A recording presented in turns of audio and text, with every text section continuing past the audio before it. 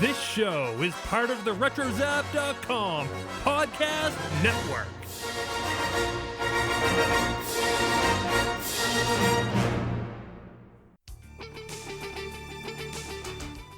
Today's podcast is brought to all of you by you. You guys have stuck with us through 100 episodes, and we love you all. So, thank you so much. We'll see you for 100 more, and more, and more.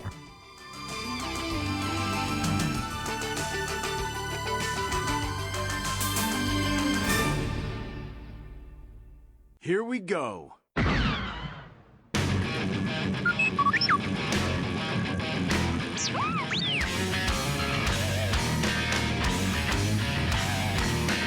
listening to Brews and Blasters. The Star Wars party starts now. How we doing? Same as always. That bad, huh? Hokey religions and ancient weapons are no match for a good blaster at your side, kid. Let us go inside where we can discuss business over a drink. Could you join us for a little refreshment? Everyone's invited, of course.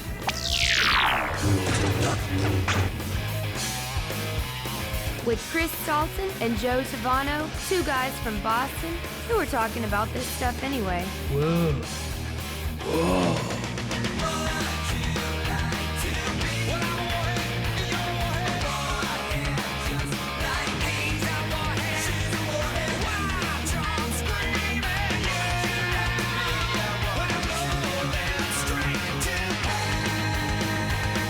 Let him marinate with like a good steak tip. Oh, yeah. Renegades. We're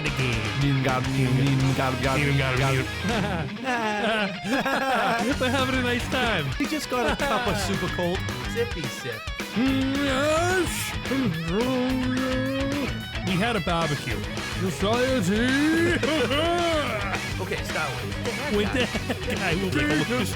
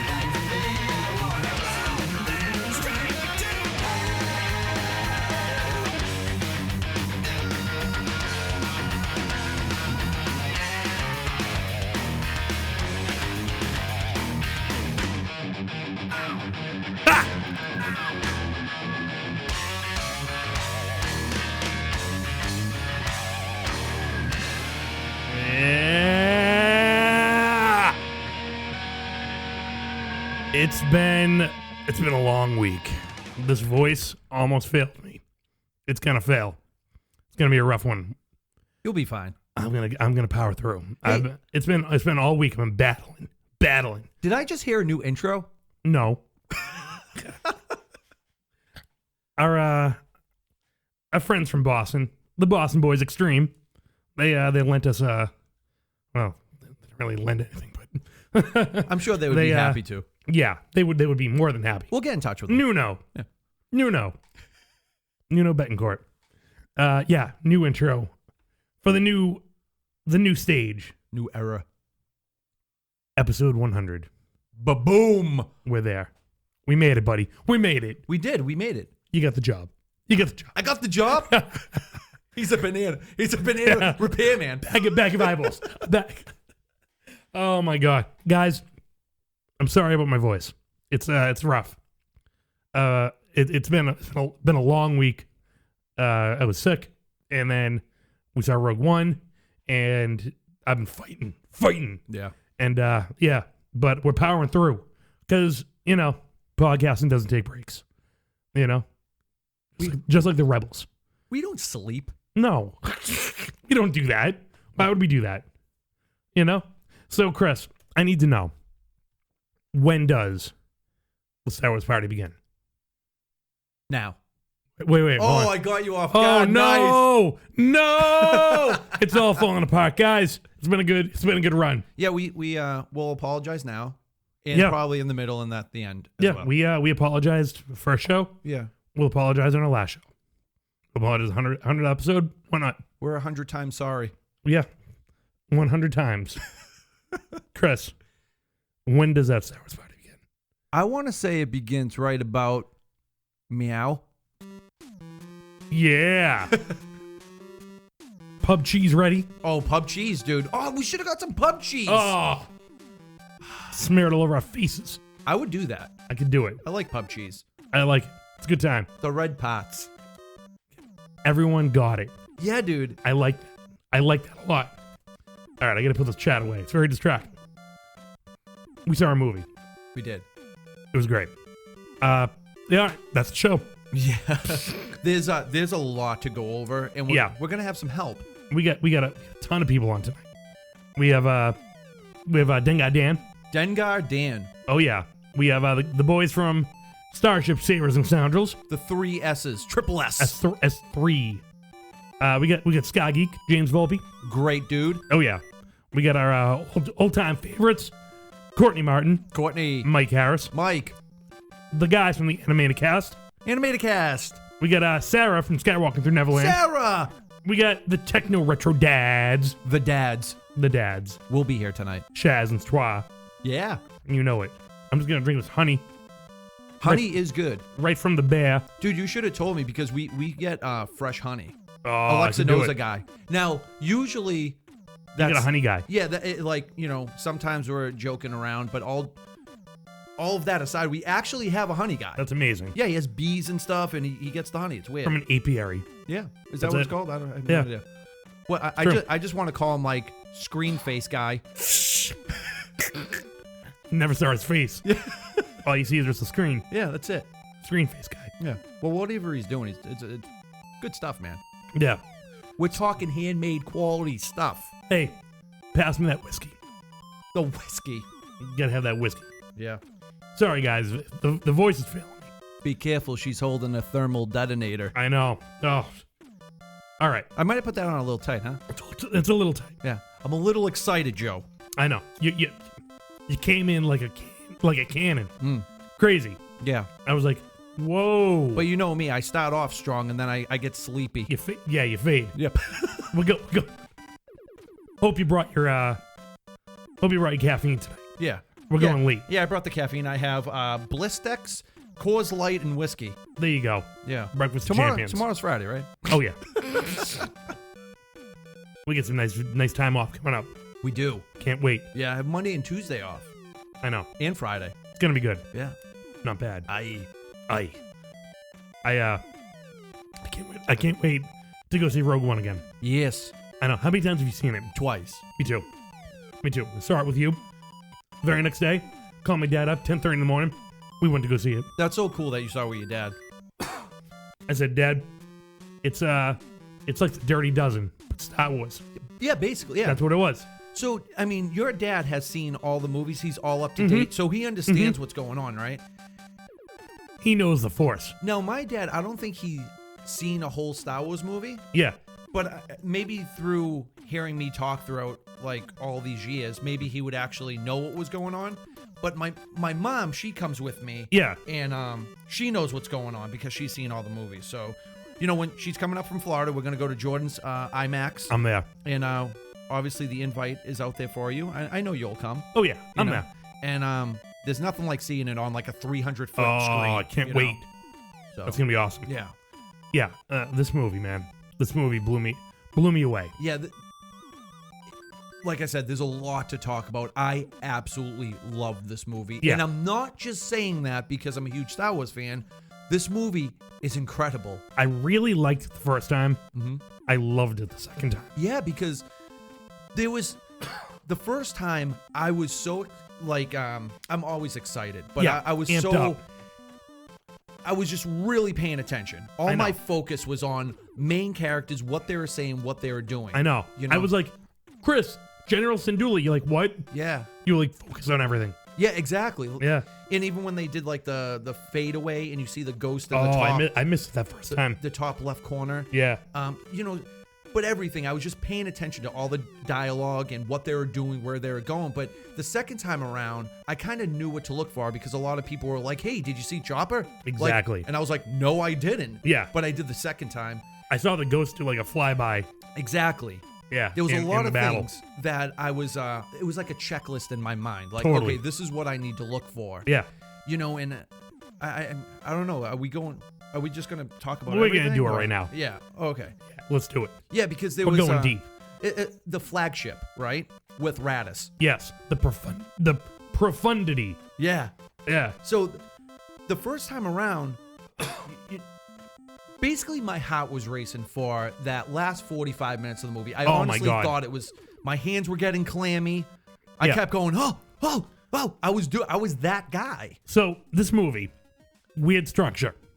All right. It starts off slow, and it ramps, and it ramps, and it ramps, and it ramps, and it ramps. There's all rising action. Mm-hmm. There's no falling action. There's no climax. I wouldn't even say it starts off slow. It starts No, off with boom. Yeah. But I mean, it has a starting point, and then it ramps from there. Mm-hmm. From there, there is there's no climax to the movie. It just goes up, Yeah. and then it just ends. Like it's all up. Right. Like the resolution is in episode 4. It's in Right. Star Wars. It's a lead up entirely. So this thing just it takes you right up to the cliff, and it sends you over, and you're like, what just happened? Yeah. You know, like, and it's Vader, you know, ripping it up is like the climax. You know, I thought we were going to see Vader more, right? Yeah. But you know when they say less is more? And Totally. in this case, it definitely was because Yeah. that 1 minute that you see him Oh my gosh. taking names, Yeah. it just you have to pick your jaw up. You know what I mean? Like you're like, oh man, like this is what it's happening. We've been waiting for it our whole lives. Yeah. My hands went down to like my waist, and were just like, they turned into fists, and they were just like, let's do this. We seen I felt like I was Vader himself. Like, right. like fighting. The only time you got to really see something like that Yeah. was like in comic books. Or games. Or games. Yeah. And But- it's not the same. But never on the big screen. Yeah. You know? And wow, man. It Yeah. was so crazy. It was amazing. Dude, right when that door got jammed, I was like, you guys are so screwed. Oh my gosh. So screwed. I know. Hey, each one of those guys that passed that disc, heroes. Heroes, yeah. Heroes. Each one of them. They didn't even know what they had. I know, right? That thing could have been dropped. You know? Just Yeah. in the scurry. Exactly. Imagine They if did all, their part. Imagine if all the soldiers left. You know how the guy was like, hey, help us, Yeah. take this, He's take like, this. no. And people were running by him. Yeah, tons. If one guy didn't take that, it all would have like Unfortunately, Unraveled. all of that would have been for nothing. yeah. And that, I don't know what would have been more name- heartbreaking. The one nameless rebel soldier who took it Yeah. and then died, Yep. like would have been all for nothing because they all died. All those rebel soldiers, Everybody died. everyone on the Tantive 4 died They died too. except for Leia. Yep. They blew it up. Well, you know, I was thinking about that. That you see them taking a lot of them as prisoners. Yeah, You know, they have their hands on their heads like that. they're all dead. You know, I wonder, does the Empire force people to join? No, Or if they, no, you they know, would kill them. resist, They they just kill them, right? Yeah, yeah, Or maybe Give- they make them like slaves, do something bad. I don't know. they're all dead. Because the Empire, you know something? The devious. You always hate the Empire, Yeah. right? And The smart. in this movie, man, like, I don't know. I felt like I got punched in the gut a lot, Yeah. and I wanted to join the fight. Oh yeah. You know, because like you really hate them. You felt it Yeah. from a ground level. Yeah.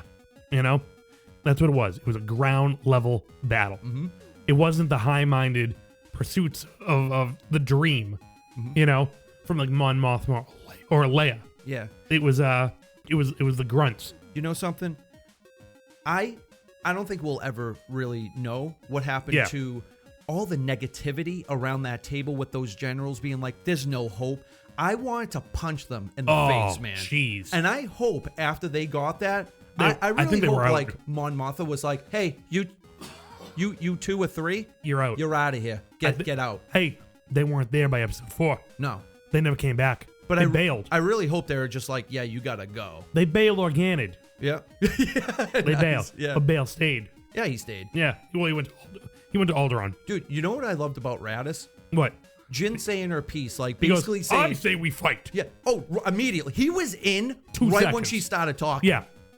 Gotta love because the Mon Cal. All it is. The Mon Calamari. Listen, that was a lead. All right. Oh, That was yeah. the only lead they had from a person that helped build this. That's her father. Totally. Why would the father tell her something that wasn't true? Right. Like, That's what I would be. If I was around that table, I'd be like, "Are you guys not? I'm going. Let's yeah, go." we're going. Yeah. We're going. We have to. Mm-hmm. Crazy. Yeah. No, I mean, I forgot what I was going to say. Oh, man, there's so much. There's so much. There's a lot. Oh. We're just getting started, man. I know. What were you just saying? You were saying Radis, those guys, Yavin Base. Yeah, Oh, yeah. the bunch of chumps that didn't believe. Oh my gosh. Like, ridiculous. Vader's Castle. Vader's Castle. Hey, unbelievable. Finally, from all the Macquarie sketches, Yeah. we finally got it. I remember seeing a sketch of Vader in the back to tank. I remember seeing that somewhere, and it was cool that we got a glimpse at that. We didn't get like a whole like perfectly clear picture. Now, where was Hayden? Yeah, see, that would have been cool. Would have been so It good. would have been cool if they just spent a little bit more time. Yeah. Well, think about all the special effects artists that did the makeup to whoever that was. Yeah, And it was just briefly. I know. Just it was a I think they used that prop. Oh, yeah, it wasn't even Yeah. like a real person. But hey, somebody had to build that prop, right? Totally. It was gorgeous. You know? I wanted to see like the no arms. The Yeah. You know what I mean? Like I want to see how crazy he looked. You know what I mean? Yeah, totally. Oh my god, it's killing me. I had something to say and I forgot it. Okay, so we're at Yavin 4. Yeah. We're talking about all of that. We're saying, the father, was telling Jin all this stuff. Jin's telling them. I remembered. Bail Organa. Yeah. He was going back to Alderaan to fight, to rally the people. Yeah, he was telling he wanted to go there to tell them that there is no peace. 40 years.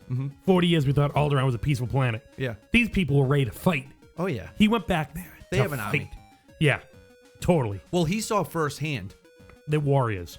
what was happening They're warriors. to the galaxy. Alderaanians are not like pacifists.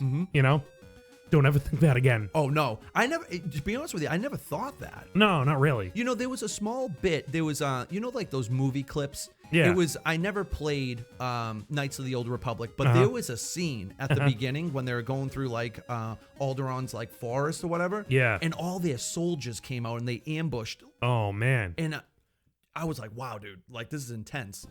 Yeah, I get it, definitely. And in the Leia comic book, she was trained to be like fight. Oh right, yeah. From an early age. So that was cool too. Right. Dude, Vader's castle though. I mean, It was beautiful. it looked like the Jedi Temple a little bit. Yeah. It was beautiful bottom. in a demented way. Oh yeah, totally. Like there was like that big block in front, like the Jedi Temple had. Yeah. Oh yeah, so cool. Yeah, and even the lava waterfall type deal. Yeah. The lava fall. Yeah. Everything about it was really cool. There's a lot of places that if you misstep, you might fall to your death. Yeah, the structure Vader wasn't. He was definitely a fan of like, precarious walkways and difficult walking. Yeah. I want that. yeah, for your house. In Peabody. Yeah, don't step there. Yeah. Don't step there. You're gonna fall into lava. We got a little lava. Want a burger? Yeah. Welcome to the barbecue. Oh man, ridiculous. Yeah, we got a lot to talk about. Oh my god, my voice is not gonna last. I don't think It's crazy Oh, because man. you're not even sick. it's killing me. Were you raging last night? No, I was sick last week. Then I got better, and then Rogue One came out, and then it just disappeared. Yeah. It was like it was deteriorating, and then this morning, gone. Yeah. Oh, it's the worst. You know, the main characters, each of them had such a great personality. You know that it was really special to me. You know, Hey, Cassian. I wasn't expecting him to have such a deep storyline. yeah. I thought he was going to be like kind of like a pretty boy. Or just like, hey, like I've been on a couple of missions. No, Like- this guy's been in the trenches for a long time. Like Mr. Good Guy, you know? Smoking fool. Oh, 2 minutes in. Yeah, you know something? He just does what he needs to do, you know? Mm-hmm. But what I was saying is like each Believes of in the greater good. yeah, Yeah. each of the characters, they have something that you could really relate to, you know? Like each of them draws you in, Oh, yeah. and I absolutely love that. And they're so instrumental to what happened. And They all, each one of them each was one of like, them. it wouldn't have happened without each one of them. they all did their duty, and they did it well, you Yeah. know? And it makes me look at A New Hope in a different way. It's like when you see that Death Star explode, Yeah. I would like to see all their faces in my mind. You know what I Exactly. mean? Because it's because of them. They laid the groundwork. Yeah, like I want them to be immortalized for like ever. Honestly, somewhere. Like, how long, like, was the time period of Rogue One? Was it like a day? Oh, right, exactly. Think about it. Like, they're bopping around. It had to be a couple of days because they went to a couple different planets and stuff like that. Not really. It wasn't that far away. You think it was just like boom, boom, boom, boom? It looked like it, right? Yeah. It looked like boom, boom, boom, go. Right. I don't think Jin slept anywhere. Oh yeah. Well, yeah. It was like one day. Yeah. Like, crazy, right? Mm-hmm. Yeah. I mean, it all just like really ramped up quickly. Right. Quickly. Yeah. Yeah, because like Bodhi Rook, he arrived on Jeddah, then he got taken captive. Mm-hmm. Then poor Gullet. Oh my god. Yeah, it's a cool octopus. Octopus mind reader. Yeah. I thought it was a Dianoga at first. Oh really? Yeah, at first it was like, oh my god, poor Gullet is a Dianoga. Then no, unfortunately. Yeah. It would have been awesome if it was just like a crazy Dianoga just hanging out. Bleh. Yeah. You know? Yeah. They just have him in the back. Yeah, we got a Dianoga in the back. Dude, Warwick Davis's character. Oh, the big red guy? Big red face? No, the little dude. Yeah, big red face. Oh yeah, yeah. Well, yeah, he has a big. Little guy, big red face. Yeah, but that scene when like, well, that's another thing to talk about. Saw Gerrera's men, man, it was like guerrilla warfare. Hardcore. Yeah, dude, they were. One guy was wearing a biker scout helmet. Yeah. Oh my god, the black. Yeah, like how cool was that? Some people were saying that was Ezra Bridger. Whoa. Likes his helmets. Crazy. Right. Yeah. Wow, that's pretty crazy. I didn't even think of that. But you know, you have Moroff running around. What a Moroff. Yeah. He wasn't in a lot at all. He wasn't, but he was like in enough. He Yeah. was in more than what I thought. Really? Yeah, because you know how we saw the clip and it's like, oh, well, you saw Moroff running away. I thought, yeah. And yeah, I was yeah. like, please tell me. that was about it. Yeah. Yeah. But I like how when the hover tank is coming into, you know, the street Mm-hmm. and they're all forming up. Oh, yeah. And that was Ed Rio, two tubes. The right? best. So when they're all lining up and they're getting ready to ambush the Empire, right? That was an intense part because they're all throwing these grenades and stuff. And Cassian shoots one of these dudes. I know. And he falls down, the grenades explode. But that look Two Tubes gives him, like he's just like, Oh, dude, he just damn. killed one of our men. Like, that's it. Yeah. He's like, we thought you were cool. You ain't. Yeah, But he did it to protect Jin. exactly. That's all that mattered to him. Mm-hmm. Yeah. Because she was the asset. Yeah. That was all that mattered. That's yeah, it. Crazy. Yeah, Edrio Two Tubes, awesome. I've been reading this visual guide slowly. It's beautiful. You guys got to get it. 200 pages. Way better than the TFA one, I can say. I looked at least 8 pages. Yeah, And unreal. it's beautiful. They take their time with each character. Bib Fortuna's brother It is was part of. that was confirmed. That's his brother. Yeah, open Oh, it up. Man, that is Oh, cool. see that? Yeah, Bib Fortuna's brother is part of Saw Gerrera's gang. Wow. Yeah, and you got to remember, that was like Jyn Erso's like gang up until a few years ago. Yeah. She knew all those people for the most part. It was crazy. You know? Talk about like a wacky gang of people. Look at this. You know. These were all Jyn Erso's like toys. Oh wow, that's cool, huh? She had an IG-88 toy. Is that like one of the Lethal cats there? Yeah, It looks like it, right? yeah. And Is that Maz Kanata right here? Lucky has Oblibit. Oh. It's blue. Yeah. Well, the face. I didn't know if it was like her with a hood Maybe. on. Maybe. Stormy, the Stormtrooper toy. Yeah. Hey, that all made sense because remember we saw those photos. I'm like, why is that dude holding a Stormtrooper doll? Yeah, crazy. Death Trooper is not quite human. Okay. Does it actually? This is what It I says want. it. This is what I want to talk about. It says it. Well, there's a lot I want to talk about, Oh, but yeah. this was one thing because I can't. It's like, all right, there's a reason why we can't understand these guys. They're not. Are they They're like, augmented. So is it like a cyborg type deal? Yeah, I think so. And like, there's had mysterious modifications Right. that made them not quite human. And you know something? You know how I kept thinking about how, all right, all these different Stormtrooper armors, Uh-huh. Scarif, the Death Troopers, the hover tank pilot, all these different, right? Yeah, Now, I would like to think that we never see them again. because they're all dead. They're all dead. Yeah, They there are no blew- more They troopers. blew up Jeddah. No more Death Troopers. They blew up No Scarif. more hover tank troopers. Yeah. All That's those guys because are dead. The Empire destroyed them themselves. No more Blue Squadron. God love them. Oh, God love them. Yeah, that was a great squadron. Beezer Fortuna. That's cool, man. Yeah. This is why I want this book. I could spend hours and days just looking through it. I don't know what desiccated like who.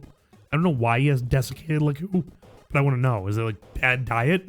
Did he get sick? Right. Well, Did he he, is really skinny and his teeth are like jacked up. Yeah, he's gross. All right. But he's a good guy. Well, at least his head's in the right place. You know? His brother was just hungry for like power. I know, right? Beezer Fortuna, cousin to Tatooine-based Bib Fortuna. Beezer resents his Twi'lek family's involvement in the criminal underworld and has always been the most politically minded of the clan. During the Clone Wars, he was inspired by the liberation efforts of Chance the Duelist rebellion on Ryloth. Beezer was captured by the Empire during a roundup of seditionists in the Twi'lek capital of Lesu, but was freed in a raid launched by Saw Gerrera's troops. Now loyal to Saw, Beezer is one of Saw's chief strategists, mapping out activity both local in the Holy City and galactic, and helps Saw carry out his private war against the Empire. Wow. Crazy, right? That is crazy. Yeah. Yeah. How much would you love to see Jeddah in its prime? Oh, man. That must have been something to the see. Guardians of the Wills. Yep. Tell me what that's about. I know, right? Why do they gotta be guarded? The Force, man. They're a guy in the Kyber crystals and all that stuff. Hey, imagine. I Like, want to know what the Temple of the Kyber looks like. Yeah. Dude, it's just crazy to me that they pulled all those crystals out to the point that they're like, we don't even need this place anymore. Yeah, blow it up. Yeah. It's all done. Hey, Saw Gerrera had an X-Wing squadron called the Cavern Angels. They were like black and white paint. Yeah. It's amazing. It was cool, right? Yeah, too bad we didn't see him fly. Yeah, we did see one though Yeah. in the movie. Really? Yeah, that when they're walking into Saw Gerrera's like cave, Oh, you see yeah, one on yeah. the left hand side. Yeah, you did see him. That's yeah. why I like to think like a couple of those dudes got off the island. Oh, they I don't they got think off so. the planet. The planet turned upside down. Crazy. Yeah. Turned upside down. And if you look closely, Two Tubes made sure everybody got out of there. He was in the doorway going like this, waving people on. Guy's awesome. Yep. I want my figure. He made sure everybody was. Hey, guess what? It's coming. Yep. Yep, 3 3/4. Nice. And he's with. I don't know if it's going to be released in a pack. What I heard is that there's going to be like a 4-pack for a Blu-ray exclusive, but I don't know if that was just down the road. But I actually seen the figures. They're coming out. It's Saw Gerrera, Two Tubes, Yeah. and a few other people too, like probably some troopers, stuff like that. Hey, so Saw Gerrera coming to Rebels. Yeah, Can't wait. I'm telling you right now, if we don't see Cassian and K2 in Rebels at some point, I feel like that will just be a wasted opportunity. Yeah, You totally. know what I mean? Totally. I mean, make it happen. K2SO is he's my favorite now. There has to be at least 1 or 2 episodes with these dudes, you know? I mean, why not? They're spies. He's like one of the top spies. Mm-hmm. I mean, K2SO just, God, man. What a brave droid. He's the first droid that actually cared about the cause. Yeah. I mean, To the end, dude. yeah. 3PO cared about his friends, but didn't really care. Like, no one really cared about the cause. Yeah. This guy's like, nah. Like, I'll fight him off. He cared. Dude, and he was a sharpshooter too. Oh, yeah. I loved it. Yeah. So funny. He loved having that gun. Yeah. And he took a lot of hits, man. It was just, I mean, bravery it really sums up Rogue One. And when I say Rogue One, I doing mean the team, job. you know? Doing the job. Yeah. No heroes. Rogue. Rogue One. Rogue. Oh, man. Bodhi Rook. Alexa brought a really good point. Okay. You know? And everybody played such a major part. Yeah. Like, if Bodhi didn't hardwire it, Yep. if Chariot didn't turn it on, if Jim didn't send the signal, you know what I mean? Like, Radis uploaded it. Like, the rebel soldiers were handing it on. Everybody, it was like everything was in line.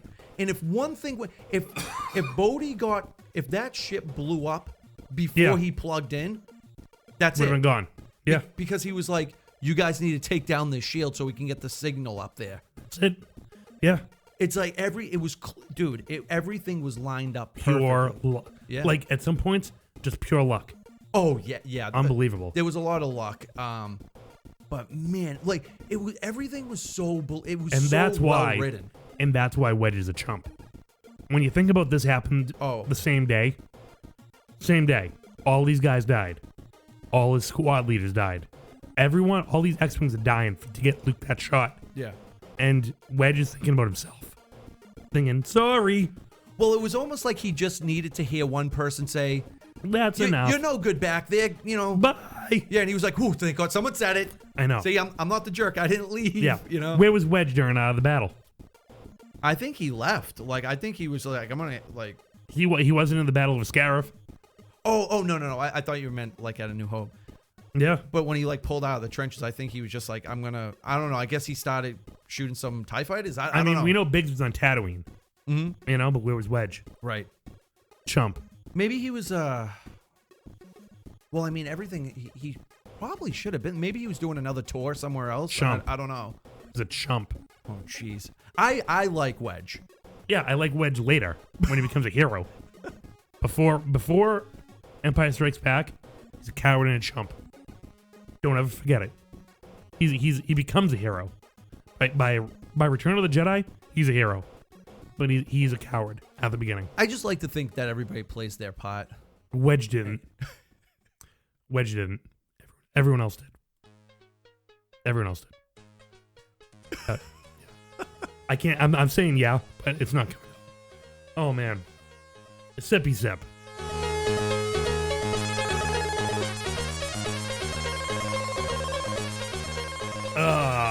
Yeah. What next? All right, so let's talk about visual effects. Madon. Peter Cushing looked phenomenal. I don't want to hear anyone saying, Uncanny Valley. Dude, that's as close as you're ever going to get it. They nailed it. The best special effects the money could buy. When he turned around, yeah, I was like, I said, "Oh my God," out loud. Yeah, I'm like, they did it. Yeah, they did it. The same with Leia. I was like, "This is amazing, perfect, man." Amazing. And you know what? If it's not 100% perfect, if it's 99%, shut up. Just enjoy it. Just enjoy it. You know, it's a movie.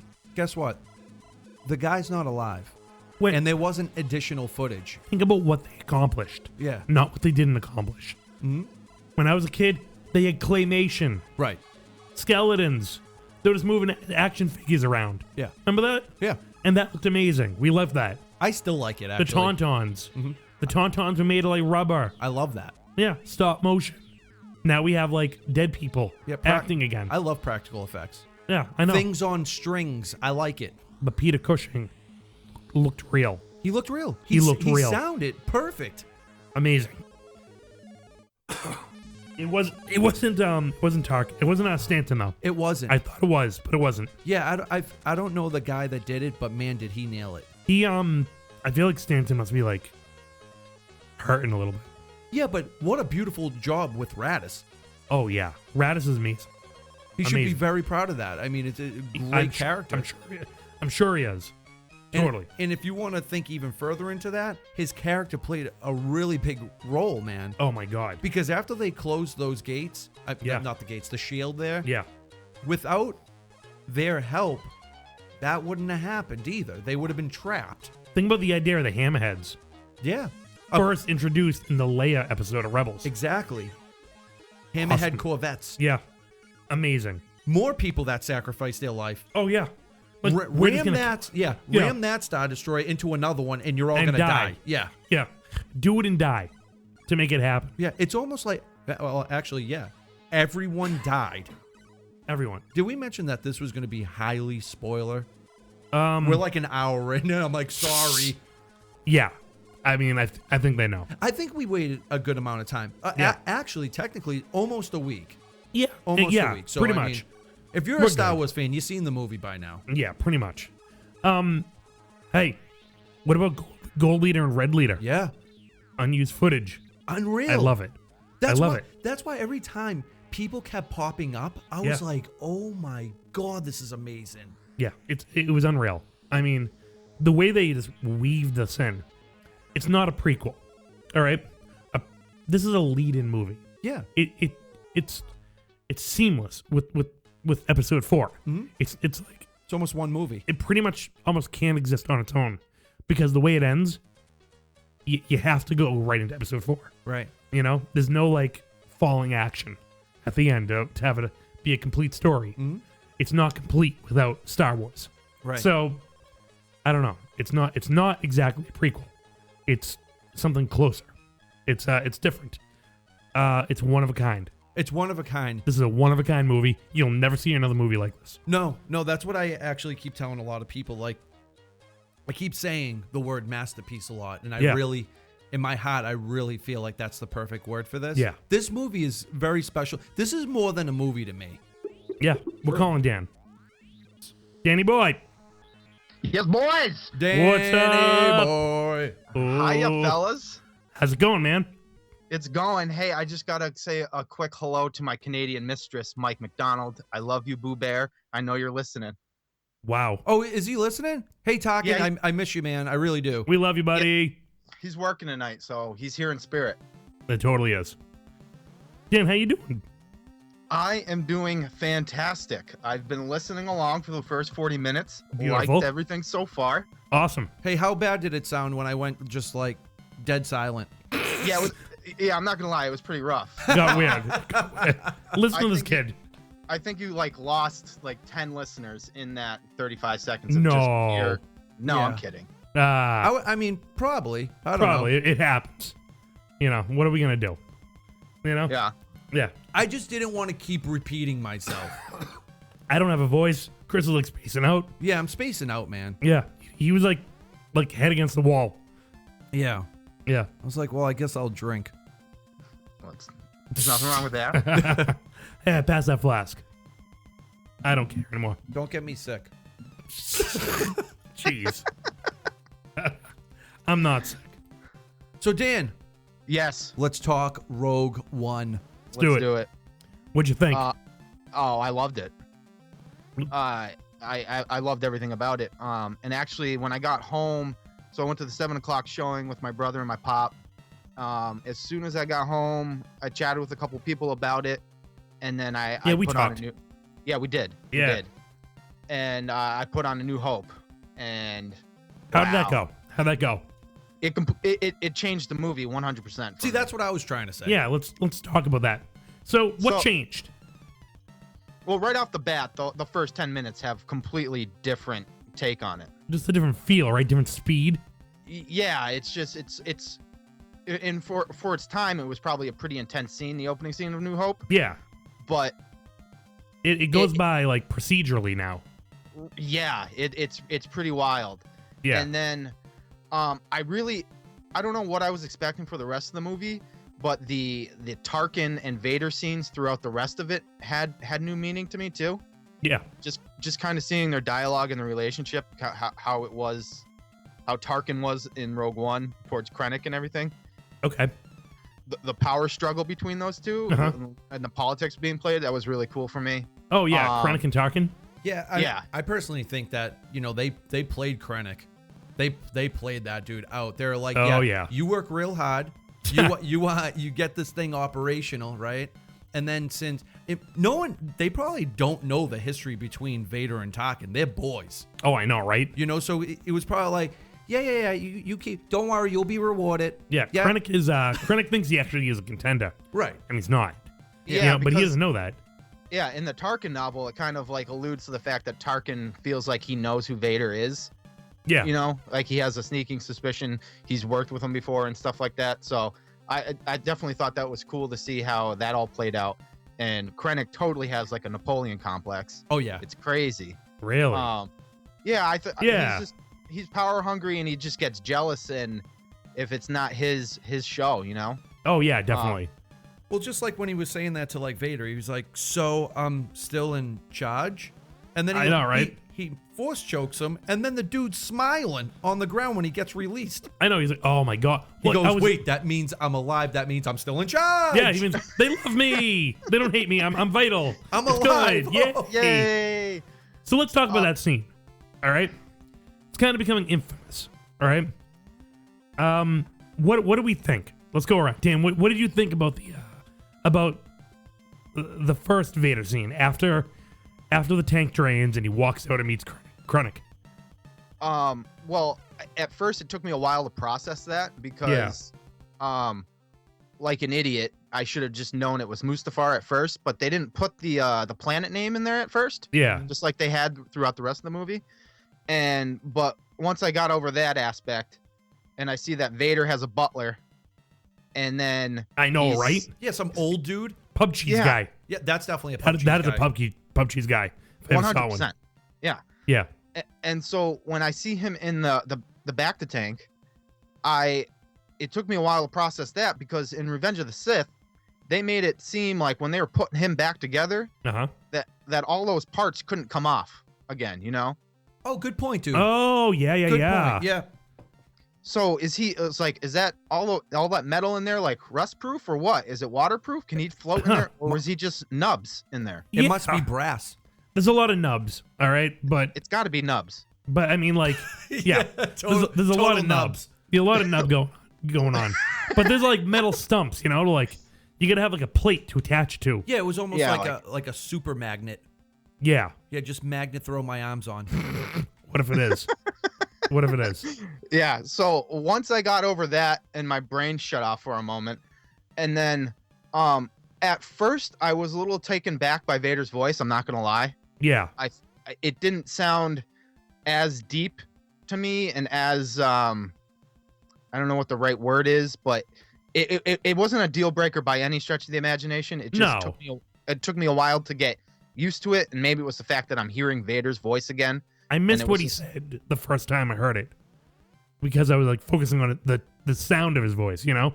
Yeah, when he said, "I'm not here. You're not here for your grovel or anything like that." I was a little taken back by it, but then it was just, to me, it was just so perfect the way he just I love the dialogue about how it wasn't the Death Star that destroyed Jeddah. It was a mining accident. Like, Oh yeah. Palpatine had his fingers all over that, and it was so great. I loved it. Yeah, it was interesting how he was like, you know, the Death Star has accomplished making problems. You know, he was still not really impressed by the Death Star at any point. Do you think he like opposed it because it was? Do you think Vader never wanted to kill planets? I don't think so. I don't think he really wanted to. I think like even though he was on the dark side, there was still that little bit of Anakin inside him being like, "Yo, this is wrong." Like, I can't get on board.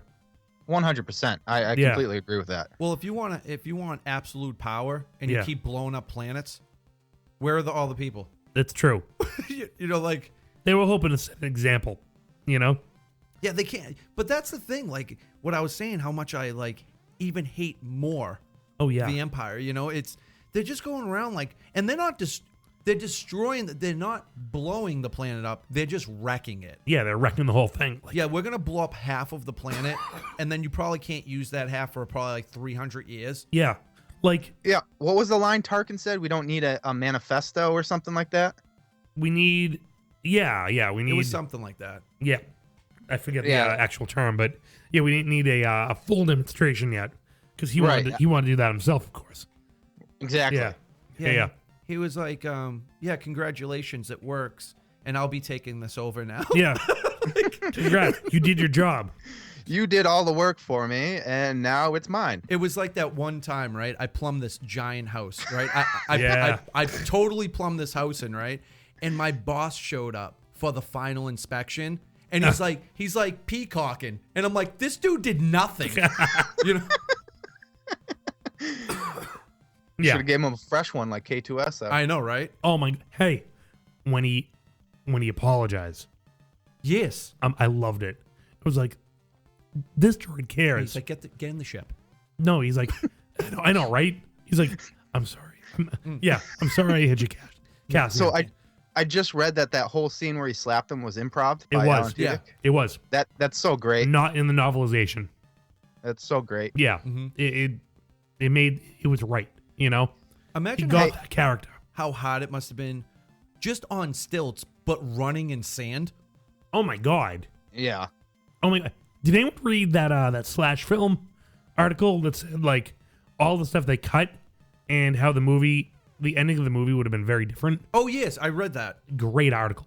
Yeah, because Great article. Gareth Edwards, he was like, oh, you know, are we going to kill all these characters? He didn't think Disney was going to go for that, you know? And, Yeah. And then he was surprised because they were like, well, yeah, go ahead.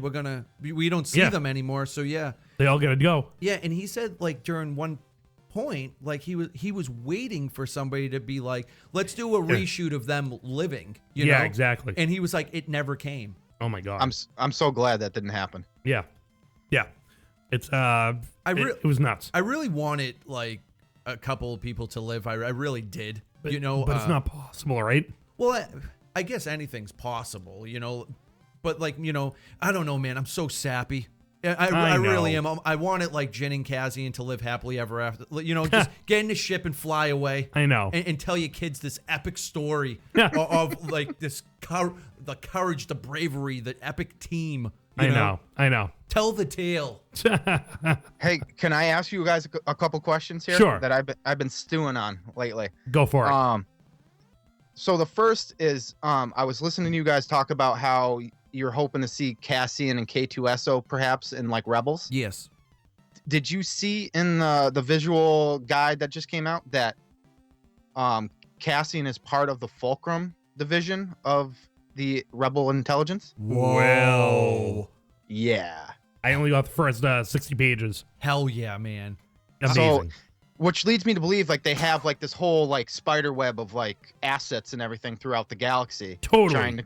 Trying to convert like operatives and double agents and stuff like that. Mhm. So that would be, I mean, there's an in right there to be Yeah. able to introduce them to Rebels. I don't know if it's going to happen. It'd be sweet though. They're coming to Rebels. It has to happen. It has to happen, man. Like we were saying, it would be such a wasted opportunity. Dropping K2SO and Alan Tudyk would be a waste. Yeah. Well, You hey, know? they got Forrest Whitaker to voice Saw Amazing. for Rebels. Which is a huge get, I feel like. Yeah, absolutely. I love Saw Gerrera. Mhm. I loved him. Yeah. Such a great character. You know? And yeah, absolutely. Yeah. What did you guys think about Ponda Baba and the good old doctor there? Oh, so funny. Yeah, I'm so happy that you brought this up because I'm So funny. now I'm strongly convinced. Number one, I don't know why Ponda Baba hangs out with Dr. Uglyface. I know. I really He just gets him in trouble. Yeah, Totally. Nonstop trouble. He's constantly like trying to break up. Like it's like, oh jeez, like I have to this keep an guy eye on can- this guy. I you know. Like if he has a drinking problem and it's like, you know, it's that guy. It's like, great, I left him alone for a second. He's picking another fight. It's just like sorry. Yeah, how wild It's like is it, Robot though? Chicken. I Yeah, didn't see that. exactly. Totally. That's not what I said. Yeah. But they're minutes away from being blown up on Jeddah, I know. and then the next time we see them, they're drinking blue milks and Jack Like the in next day. Tatooine. Yeah, Yeah. Blue It's Russians. They got right out of there. it's nuts. I love that part. They're world travelers. You know? Ponda Baba looked great. Ponda Baba did, yeah. Uglyface did not. Yeah, he's so ugly. He didn't look right. like the prosthetics looked like legit, but you could tell it was not the same like face shape and everything. But Yeah, whatever. I know. Yeah, like this guy looked a little bit fuller. The other A little guy longer. looked a little Longer on the shorter. face. Yeah, and he seemed shorter too, or was he just like hunched over? I don't know. I don't know. It's kind of weird. Yeah, it wasn't like a perfect match. But whatever. I like that they were there. I like that. It was really cool. Yeah. Great little moment. And you know, it adds credence to the fact that they have the death sentence on 12 systems. So, yeah, I like that a lot. Yeah. I If the systems don't exist anymore, though, I know, right? do they still count? I guess not. He was like, it used to be 13. Yeah. And then 12. Yeah. Yeah. Yeah. I'd love to see the backstory, what those guys did to be warranted like that. I think it's just Ponda Bubba saying sorry to everybody. Probably. Just like apologizing for his moron friend. I know. Yeah. I know. Could we talk about what a Putz Red 5 was? Oh yeah, my yeah. God. What a dope. They were like, "What? Were you flying off?" Made Porkins look like a genius. Yeah. That's what he did, right? He didn't stay with the squadron. He was Yeah. like flying off. He was like, Red 5, what are you doing? yeah, Red Leader was like, "Where are you going? Yeah. Yeah. They're all over me." Of course. mean- you dope. Not only that, but it makes it seem like the next person that inherits that call sign, he's just an all-star from the get-go, let I alone know. blow up the Death Star. I wonder if anyone told Luke, like, dude, I was just gonna say that. Red 5 was a joke. I was just gonna say that. I wonder if they're just to give, to make him feel a little bit more comfortable. Yeah. Yeah. He was a hero. Yep. Yeah. Yeah, hey, he was rookie. fine. Yeah. The Yeah. last guy that had this call sign sucked. This is like screw with him when he showed up. Yeah. They're like, "Oh man, yeah, we're pretty sure that call sign is jinxed." Yeah, Oh, yeah. you're Hey, cursed. hey, good luck. Nice You're not to making it see back, you. buddy. Yeah. Yeah. Oh, man. My voice. It's Crazy. It's really rotting away. You know what's gonna happen too? You're gonna wake up tomorrow and feel fine. It's going to be great. Yeah. I'm going to be like, I'll be like Pavarotti tomorrow. It's ridiculous. Of course. For the 100th episode. This is how we have to sound. But we're doing it. Powering through. Yeah. Making it happen. Doing the bull dance. On the flow. That's it. That's it. So, bringing it all back. Did anyone think that Vader looked weird in that first scene? I think it was misplaced. Like The helmet was weird. Well, it was like we were talking about earlier. That the bottom of the helmet was over the cape. I think if the cape was wrapped around the bottom of the helmet, you know what I mean? I think maybe that would have looked a little bit more natural. The second time I saw the film, it wasn't as bad. I gotta say, the first time was a little jarring. Second time, totally fine. You know what I love the most? Honestly, the lenses to the helmet almost looked like rubies. I love that. And I loved that. Yeah. To Dan, what do you think? honest with you, to be honest, I wouldn't have noticed anything with the helmet if it wasn't for a couple weeks ago, before the showing. You guys were talking about how you saw pictures of it and you noticed it was different. They fixed that though. They did, but there's still a little nub. Yeah, but it was like there was a gap. I know. There was a gap. And I'm gonna tell you what's gonna happen with this when we gotta get Dennis and Taxes on. All right. Dan, you want to stick around? Yeah, sure. Stick All right, around. man. We're just getting started, dude. Oh yeah. Hey, let me call you right back though. Okay. Okay. All right. Cool. We'll drop you right back in. Cool. Yeah. I have an idea. I have a theory on why there's. Are we still on? Yeah, we're on. Yeah, we're doing it. Drink? Not yet. Okay. Not yet. I got things to do. Just trying to, take care of you. Oh yeah. Gonna make it happen. Got to keep you primed, You know it. You know it. Prime time. Huh. Oh yeah. All right. Let's do this. Hey, you can't leave me by myself anymore, right? I know, right? Like weird things happen. That was really strange. Yeah.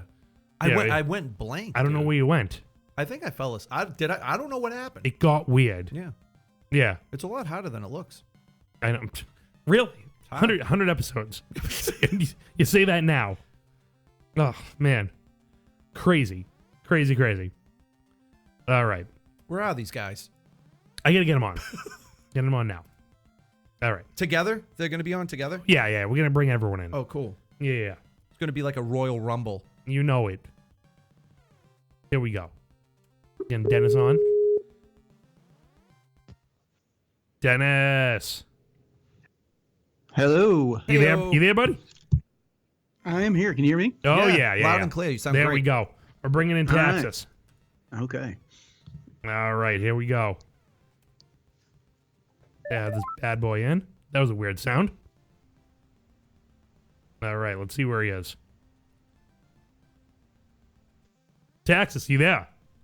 Ho, ho, ho, Joe and Chris. Whoa! Darth Lord of the Taxes. The Dark Lord of the Very Tax. festive. Nice. All right, we're bringing Dan back in. Dan was like mid-sentence. I was like, and I had to cut him off. He was like, you know what I read? Yeah, exactly. Oh, guys, my voice. It's killing me. You could do voiceovers as the Godfather tonight. You're hanging in man. like a champ, though. Killing me. Killing me.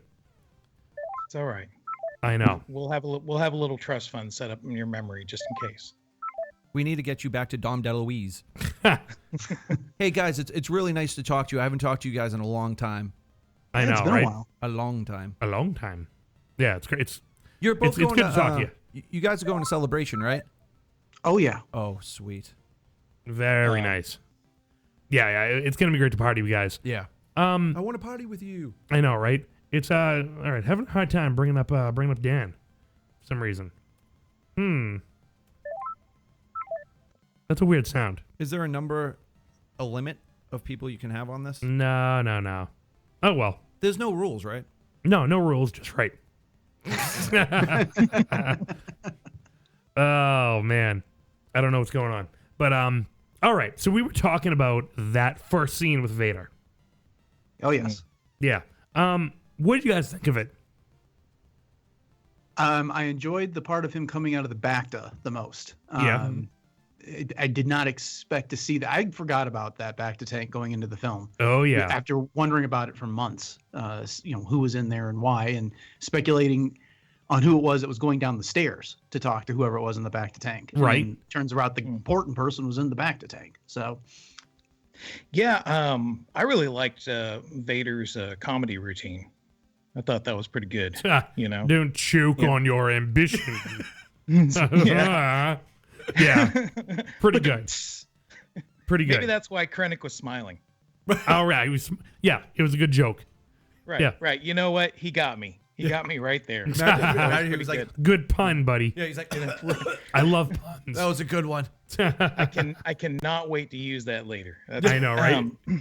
No, and I actually kind of liked how I know some people kind of had the issues with the whole like clutching claw hand or something, but He does that in A New Hope. Yeah, it was dramatic. I thought that was cool. He does the same motion in A New Hope. So it ain't that bad. Oh yeah. Yeah, I'm good. No, I thought that whole scene was awesome. I mean, I was geeking out when I saw the castle. I'm sitting there and I'm like, Vader's castle, Vader's castle, Vader's castle, Vader's castle. You know? Yeah, no, it was strange. Like I had some issues with it at the first time. I thought it was better the second time around, but I think that scene is unfinished. I think they're gonna finish that scene for home Special video. edition. Yeah. There's nothing I would really like to know.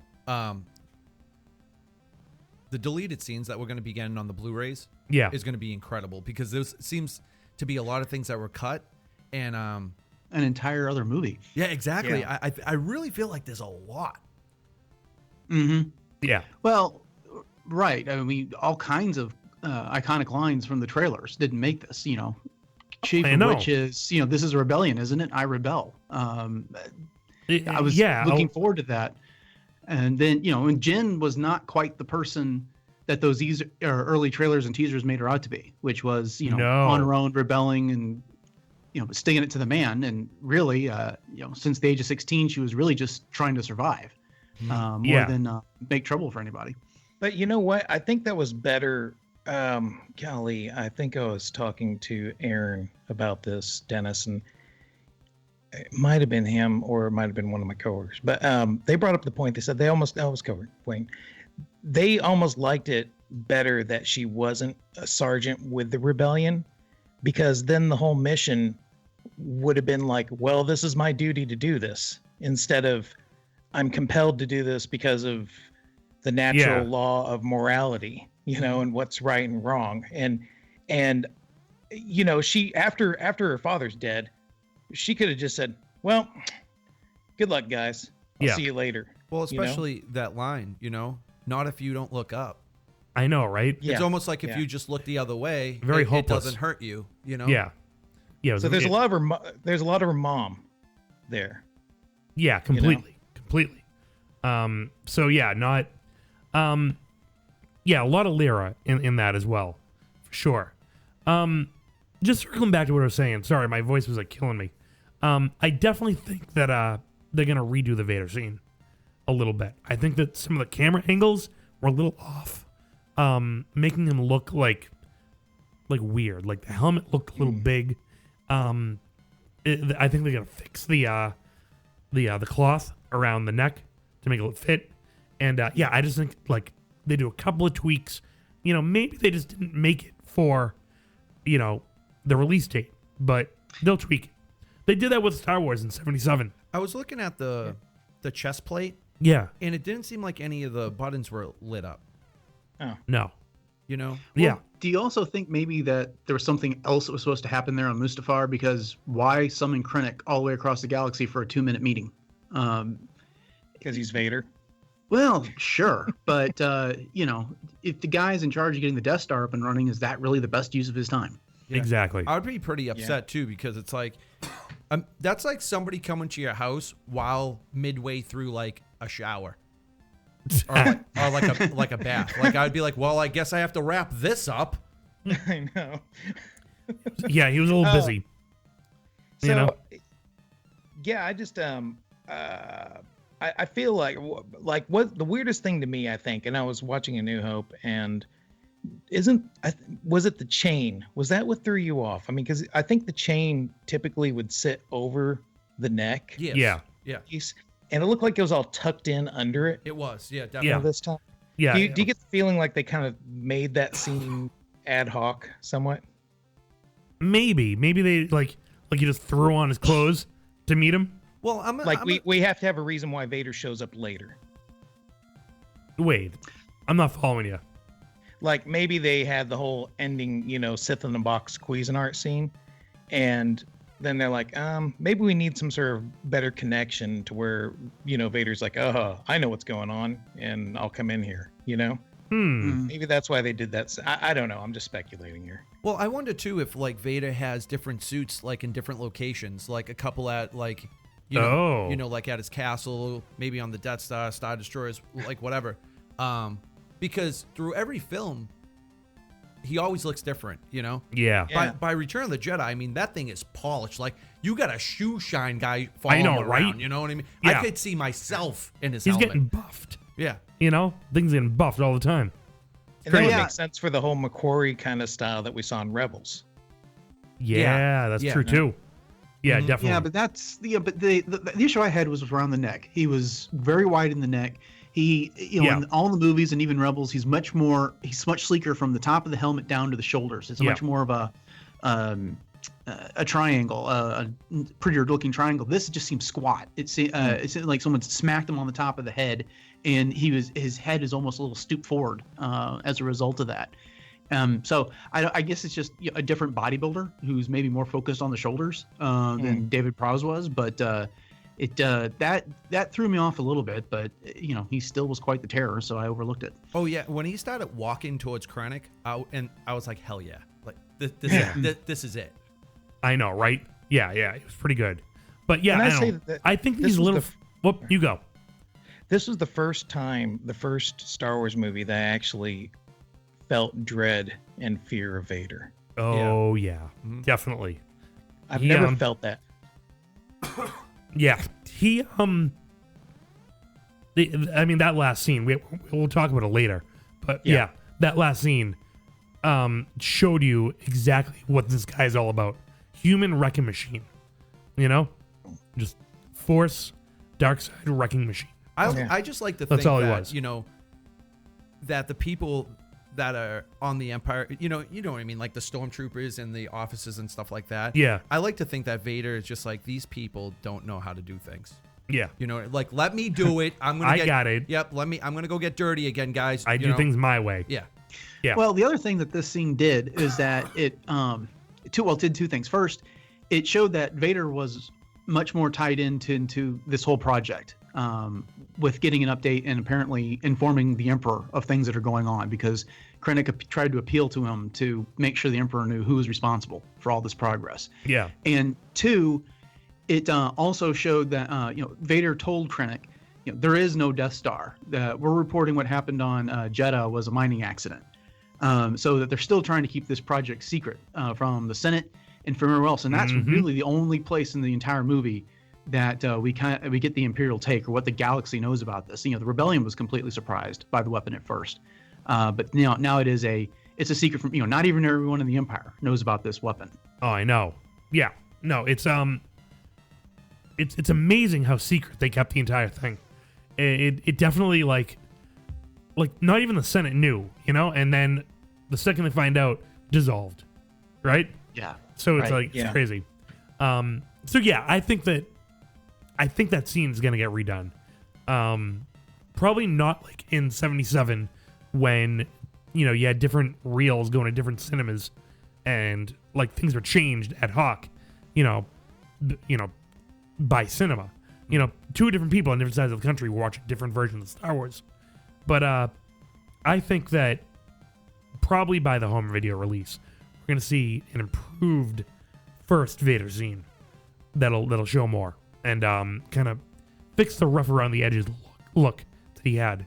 Yeah, I'm not really caught up on it. You know what I mean? Like, I still think it looked great. I think maybe if they just threw the cape over the bottom seam of the helmet, I think that would have covered a lot of that instead of it looking like a helmet was just kind of placed on him. It was probably just very rushed it's to like get when to get it in. tucks their t-shirt in, dude. Totally. You like see the light. Yeah.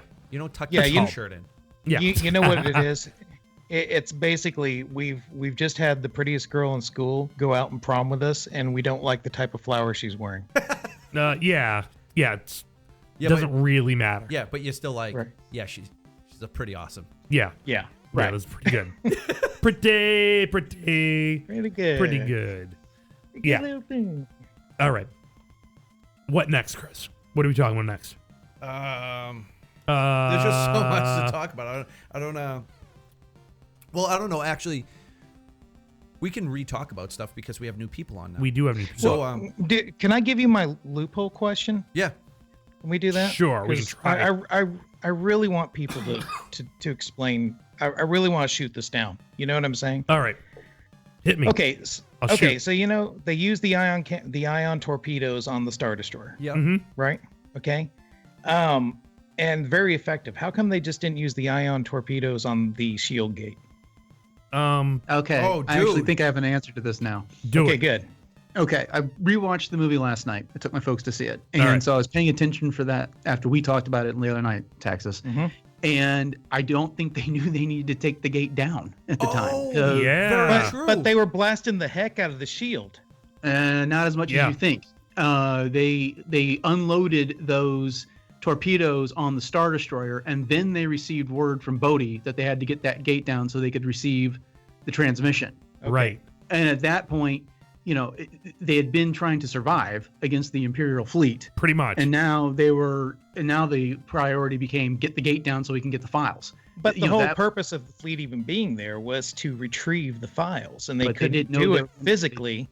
They didn't know they were going to transmit them up until that moment. Well, they couldn't even do it physically though with the shield in place. But they didn't know that up there. They figured, they'll just get out there.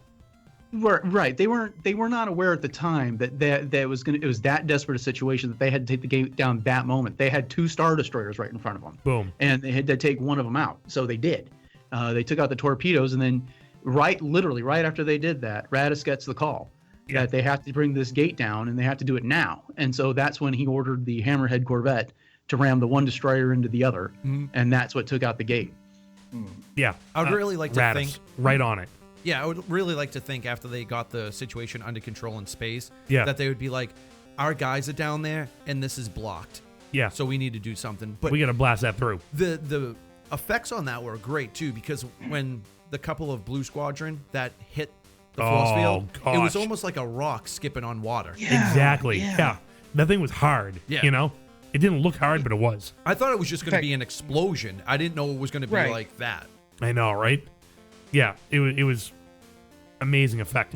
I loved the scene of all the X-Wing just going straight down through. Like, That was cool. yeah, like dive bombing. Yeah. You never saw an X-Wing go straight down. No. Awesome. No, the X-Wings, the whole Star Fleet, and the way the X-Wings and the Y-Wings and everything moved in this reminded me quite a bit of what they did in A New Hope. Totally. Especially with the special editions.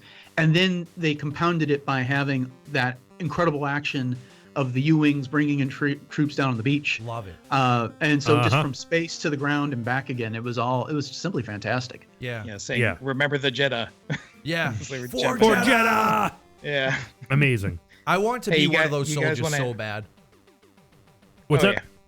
You guys want to have fun in your personal lives and simulate that scene? Just as you're heading home, hit the button on the garage door opener and start closing it, and then haul butt through it. Yeah, oh my gosh. I get a brand new garage door. Can't I do might that. have just said that. I might have said that too loud. I hope the lady Texas didn't hear me right. That's so funny. Oh, man. Take a picture. Let me know how it happens. You know? Take a picture right afterwards. Yeah, right. Yeah. So did Pow get- ever get to say Sakala? I heard it. I heard him. I heard Okay. it. A couple people, I believe Amy Ratcliffe said that she heard him say Carabas. I heard Sakala. Yeah, I heard, "Rah, rah," but that was enough for me because I love him. And Pretty much. And you know something? Me and you were talking before we Yeah. saw the movie, and we're like, you know, we think this guy is like he might be the dude. Yeah. You know, and Yeah. basically And he was. Cassian was like, Melchi and Pow, Yeah. you guys lead these people, so Yeah. they're like They kind are of the in dudes. charge. You know. They really are. Mm-hmm. Yeah. Yeah, I think it was kind of lost in the mix a little bit because there was so much action going on. Oh, Yeah. Yeah. But he definitely said Sakala. Yeah, he did. Yeah, I kept expecting him to get a scene as a drill sergeant because that's the way he was described in the marketing. And then you know they made emphasis about his big mouth and how that was great for barking out orders. And so I was anticipating some segment of him shouting that out and dashing across the battlefield. And so I never caught him say either that or Carabas. Yeah. Hey, what was that? What was that crazy gun that the monkey guy was shooting Oh, at that the was awesome. act? Oh, man. Stan? Dude, that gun took Yeah. down the leg of an AT-ACT. What? So good. What was Yeah. that? I thought it was an ion gun at first, but It man, must be it just some sort of ate ion through gun. it. Dude, he was getting all excited, and you could hear him like laughing like a monkey. Yeah. I love that. Oh yeah. Yeah. That was so It cool. makes sense now Yeah. because that guy was amazing. hmm Yeah. That's why when they dropped off the troopers and then they kept doing their run, and then when they got shot down, I was like, oh, he I didn't, know. he didn't make it. That was real quick. Yeah. No, But that's a ballet landing. Stan went down real quick. Yeah. Unfortunately. So, another one of those characters that we thought were going to be huge in the movie, or at least more profound, and then never end up really amounting to anything. You know? But what he did was really cool.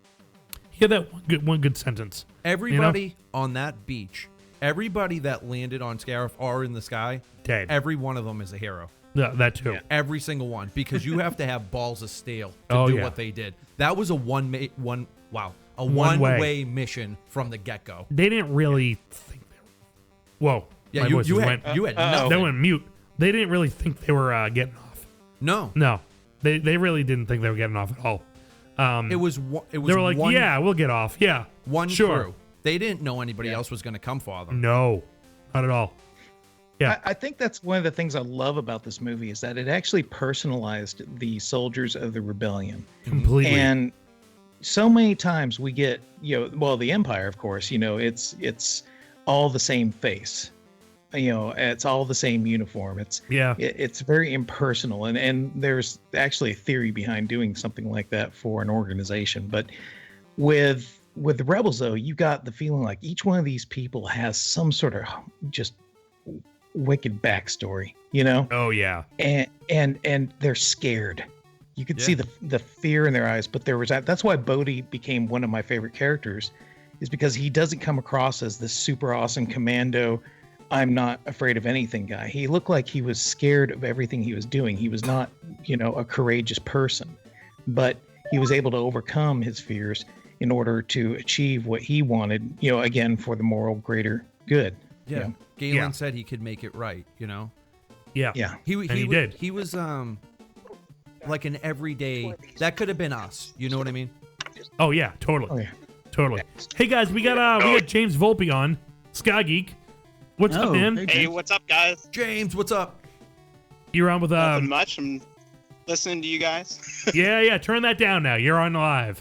Brews and Blasters live. I turned it off. Yep. Beautiful. We turned that tab off. Late night. Yeah. Brews and Blasters. Oh man, my voice is shot. James, sorry. You're on with Dennis and Taps as well. Chris is here. We're having a good time. Yeah. Hey, James. Yeah. Hey. The gang's back together again. So we're talking about how awesome the Rebel soldiers were. Pretty much. And how individual they are versus the Empire. Well, it's exactly what Taxis was just getting into. That you got a good sense of all their different personalities. And it was like, we saw the Battle of Hoth. We saw the Battle for Endor. Yeah. And when Rebel soldiers go down, you never see another Rebel soldier going, no! I know. Or like trying to drag them out. It's true. Dude, they were like all for each other. Like it almost reminded me of like the rescue squad from Predator. Oh, yeah. They've been on multiple tours, dude, and they're all buddies. They're all commandos. Yeah. Yeah. The commandos. It's awesome. Yeah. Who's the guy with the beard? Yeah, dude, that's like your guy. He's my guy. I want that figure. Yeah. I thought it was Melchi, but it's not. No, Melchi's the other dude. Look it up. Yeah, he had a whole bunch of he had like a chest strap with like either magazines or explosives or something, right? Yeah. Yeah, I think the guy with the beard was on the crazy weird beard. Yeah, he was on the ship with Bodhi and the guy that looked like Ludacris. It's true. I thought that was ludicrous myself. Yeah, and I mean, it'd be awesome. Could you imagine? We already had that. That would be awesome. I was like, it's either Ludacris or my wife's brother. I don't know. And if I find out he's in this movie, I'm going to be really upset. I know, right? He's holding out on you. Yeah, I know. Could you imagine? By the way, Chris. Yeah. I was in this little movie. You might have seen me. Yeah. Yeah, I know, right? He's like, dude, I did it for a pair of sneakers. I'm like, what? Come on. Kidding me? Oh, man. So, James. So I wanted to discuss what about Moroff? Yeah, what about him? We didn't see anything of him. We saw him for 2 seconds. He's the Zuvio of the movie, I think. I wish there was more of him. Oh. Exactly. I'd like to see him more often. That's a good one. Yeah. Corporal Mefran. Hey, do you think he lived? Corporal Mefran, that's my guy. I think he probably made it out. I think people are discussing that with that, and you were talking about two tubes. Oh, yeah. I think maybe some of them maybe made it off before anything went down. They might have saw it coming. Yeah, they had some X-Wings and stuff. I would like to think a couple of them made it. I hope so. Those X-Wings were amazing. Oh, guys. You know what I absolutely love? The second time around, I really got to focus. Yeah. And when Jarrett Imwe is just taking down stormtroopers, when he hits them in the face with the staff, the lenses shatter like glass. Oh my gosh. Yeah. And I love that. That's awesome. I saw a lot of skin underneath the stormtrooper helmets. Wabani Prison. When they got Jin out, I saw like the chin of a stormtrooper. Yeah, kind of like in on Endor when he punches the biker scout. You can see the guy's chin. Yeah, totally. That was pretty cool. Whoa, I'm dying. My voice is going. It's going. I should have brought over like all my T Villa stuff, dude. I'm like the medicine man. Chris, get the paddles ready. Yeah. 4 hours left. I went to Grenada, and those people know how to live. Yeah. They know tea. They're like, oh, you're sick? Yeah, boil some thyme and like turmeric, and you're all set. You'll live to be 300, easy. James, what do you think of the that city between the asteroids? Ooh, cool. The asteroid city. What was it called? Like Kafrin? The Ring of Kafrin. The Ring of Kafrin. Yeah. Yeah, that was pretty cool. Like, and then with Cassian and all, that was totally unexpected. Oh my god. I felt bad for like Squid Face there. Yeah, because that's a woman. He was like, yeah, that's a woman. That's a woman. Well, Yeah. she was like laying there, and then she was like all sad, and that was definitely like a leftover Clone Wars vehicle. Oh yeah, that was awesome. Like an old Republic. Yeah. Like it was like a Republic tank or something. Yeah. Yeah, working prisons now. Yeah, it's like, what happened? What happened to her? Yeah, she was no good. Sad all the time. In the novel, like she's like, I'm gonna kill you. Oh really? Yeah, she said that to Jen. Oh, so all right. So They now I don't like her. She was so infested with like parasites and stuff. They called her Colony. Ew. Yeah, it was gross. Well, thanks for letting me know that, because now I don't feel bad at all. Yeah, exactly. It's like a date I was She on can once. die. We don't care. Texas, Jesus. I love how K2 just slams her to the ground. He's like, "Congratulations!" Well, I don't know what he You're says, being- but he's you're being being rescued. Yeah. Yeah. Oh yeah, that was awesome. It's so good. So good. Yeah, so Ring of Caffeine. I thought that was really cool. It reminded me of caffeine. Yeah. Ring of Caffeine. Oh. It reminded me of kind of like the movie Valerian that's coming up. Ooh. Have you seen that? Yeah, that's gonna be a good one. Yeah. Yeah, Just yeah, the yeah. visuals. Just a really huddled like marketplace look of it. But man, There's people everywhere. yeah. It was really cool. Wasn't expecting it in Star Wars, because you never really had a planet like it was a city between two asteroids. Yeah. You never saw anything like that. That must have been like hard work. What's that? To like join them like that. setting that up? Yeah. Yeah. Work I is mean, hard. Yeah. Labor is difficult. I mean, yeah, the planet, the buildings just went from one to the other. There was no end to the buildings. It was cool. It was in the middle. Did it have atmosphere? It must Were have, they right? just out in the open air? They weren't in the buildings, right? Maybe it was like a. There must have like been a something in force the field middle or something. Yeah. Had Maybe to a have been. shield. Yeah, because Cassian was fine. Right? Yeah, they were fine. Oh, you knew they had technology to build shields that go around entire planets. So Yeah, totally. Yeah, which that Mega Maid. It blew my mind because you. Right? Suck. from salt to blood. Exactly. You would have thought there would have been like a couple different of those stations of like the shield generators to Yeah. do like a whole planet, like maybe two, like one on each side. Exactly. Or something. No, just one. Imagine if there was a back door, dude. Oh my god. That would have been That's what amazing. my kids brought up. They thought maybe there was a receptor on the other side. I didn't think maybe it was another opening, but maybe it had to have something where the energy went around. I don't know. That's what we were discussing on the way home. That would have been weird. Science. Yeah, I know, right? That entire scene reminded me of the old days of movie making because they came up with an elaborate exterior basically to have a scene in an alley for him to shoot someone in an alley. Oh, They did- totally. It's a lot Like of digital Blade work. Runner, Right. Yeah. For- That's what it reminded me of. Yeah, definitely. Oh, totally. And yeah, it just set the scene so well. It was so dark and gritty and like cramped, and you felt cramped. Like Gareth Edwards really brought you into those alleyways, and I don't know, like when he killed that guy, it blew my mind. Like, oh yeah, you weren't expecting that. That guy was going to spill the beans. yeah, I know, but it was I like kind of was expecting it. But it was like Cassian may not be a good guy. Like we thought he was a good guy, he may not be. Well, it just goes to show. I think that was very important to show that because it just shows you how ruthless the rebellion can be for their cause. Yeah, they got to But do he what was got to be kinda- done. But he was kind of doing him a mercy if you think about it, Oh yeah, a there's little no- bit. he would have been a prisoner or dead. or worse. Yeah, Troopers would have tortured him probably Yeah. yeah. for Well, information. how crazy must Saw have been if Cassian can do things like shooting guys in the back and be a welcome member of the rebellion, but Saw's tactics were too drastic. Boar Right. gullet. That's all I'm saying. They're Boar like, gullet. you guys have to have a uniform, and they're like, Eh. have you seen my guys? I got boar gullet. Yeah, they wear what they want. I was talking with some people today. Is it the boar gullet or is it boar gullet the thing's name? I think Boar Gullet is the thing's name. Like Craig. Yeah. Well, maybe You know? it's like the species of it. Maybe. He didn't talk about it like that.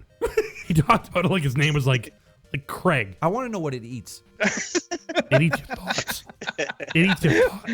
Yeah. Take him to Craig. Paul Gelly knows what you're thinking. Craig is, like, go wake up, Jeff. Hey, how you doing? Just lay back. I'm just gonna put my hands on you now. Yeah, exactly. This is Jeffrey. He reads minds. It looked comfortable though. You go nuts. Oh, you're so stressed back here. Yeah, he's getting a massage. Pretty much. It didn't look Hey, like. you guide me. You guide me.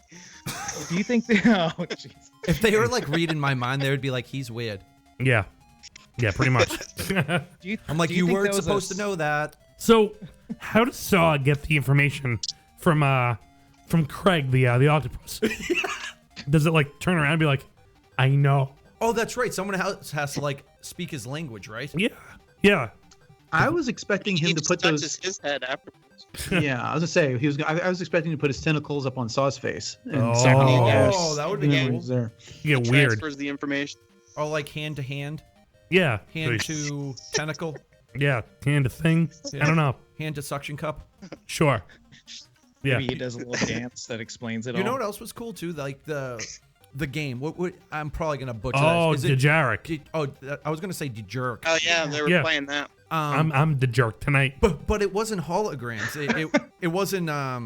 They were like carved pieces. Yeah, they actually had like figurines. Yeah. And dice. That was awesome because Yeah. they weren't as rich, No, they They had- probably just got a table and They figurines. had to get the dollar store version, Yeah, they had the Twi'lek hologram going. They had some technology. That's true. Good point. Yeah. For all the pervs. Yeah, exactly. Right. Yeah. That holiday No, that was special the. stuff. Yeah, that was the tabletop version, the Dungeons and Dragons, and then by the time they got to New Hope, Han had World of Warcraft on the Falcon. There you go. Yeah, right. So this is the first time that Warwick Davis played a character that had a gun. That's true. So that was really cool. And I'm not gonna lie. He to you, used it. When you seen him just sitting down behind the wall, You knew it was on. You're like, oh, what's he doing? We ain't Willow no more. Yeah. Oh yeah. Yeah. That was cool seeing the tank open up fire too. Oh yeah. You know, I'm glad it did. I'm glad it just didn't like have a Molotov thrown on it, and then it's like, well, that's it. I know. You Like know? a sticky bomb. Because that's Right. like the group of people that would have like makeshift stuff like that. Totally. Yeah, we have socks covered in tar.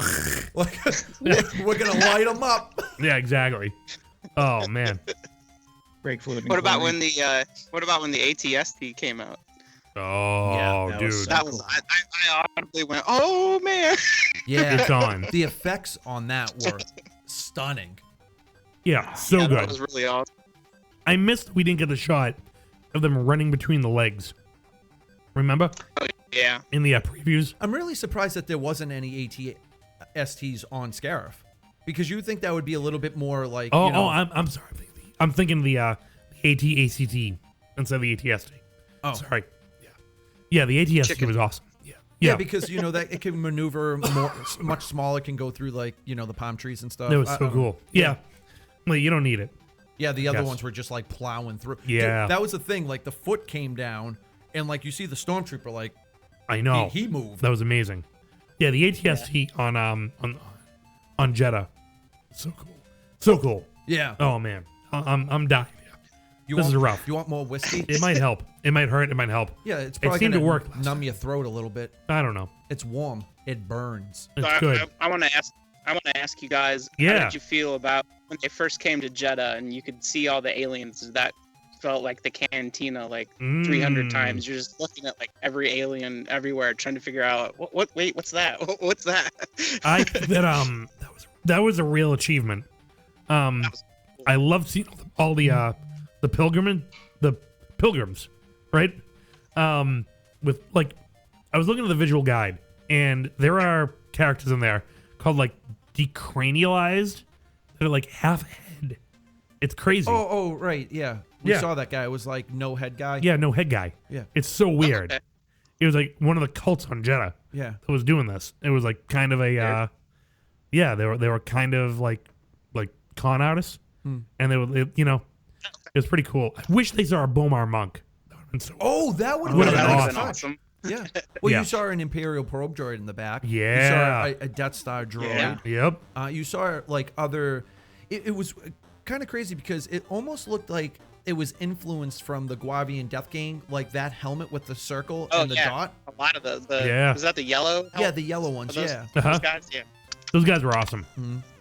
Yeah.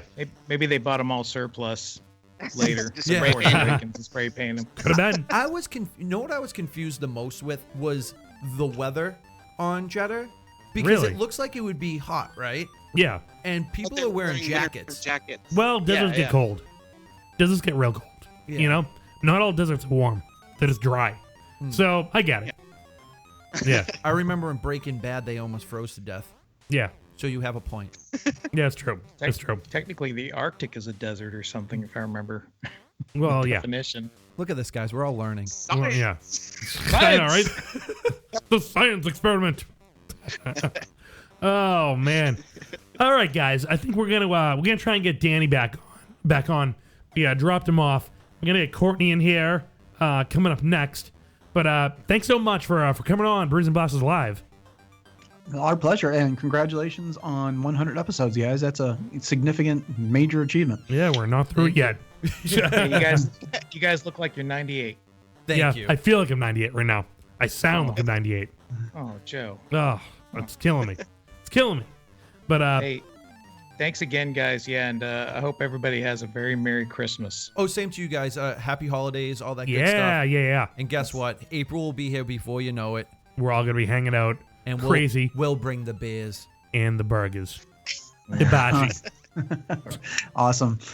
Yeah. We'll see you with paper mache heads on. Yeah. You know it. All right, take it easy, guys. Gotta get you hooked up for that. Yeah. Yeah, you know it, man. All right, see you later. Sakala, guys. Sakala. Not for nothing. That's a really cool noise. Yeah, it's not bad. You hated it at first, but it grew on you. I did. I like it. So we're gonna get Dan back. You're gonna get Dan back. It's gonna be good. It's gonna be good. Let's see here. Unless Dan don't want to be back on. No, I'm sure Dan wanted to be on. Let's see.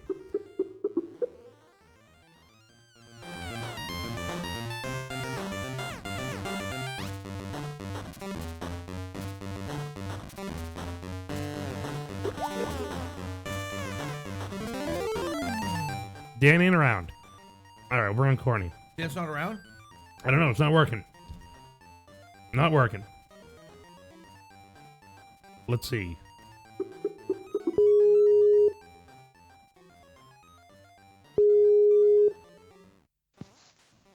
Courtney! Ahoy, hoy. Ahoy, hoy. Oi, oi. My voice is gone, Courtney, but you're on Brews and Blasters Live with Chris and Joe. Dan says he's ready. Oh, he's ready. I tried to call him. Let's see here. Courtney, how you been?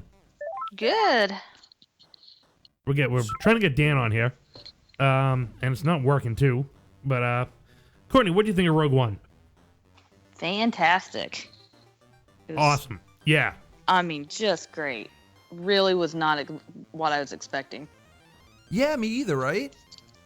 Yeah. That's what I was saying. Like, this is like, we never seen a Star Wars movie like this before, and I don't think we'll ever see another Star Wars movie like this. Yeah, I would agree. I mean, it was Star Wars, but it was so unlike all the other Star Wars films. Mm-hmm. Absolutely. Yeah, It was more like a science fiction war movie than like the science fiction saga that we know. Yeah. Well, when they were early in production with this, and they kept saying it's a war movie, and my mind kind of, took off with that. Like, oh, how far are they gonna go? And it looks like they went like the whole 9 yards. I know, right?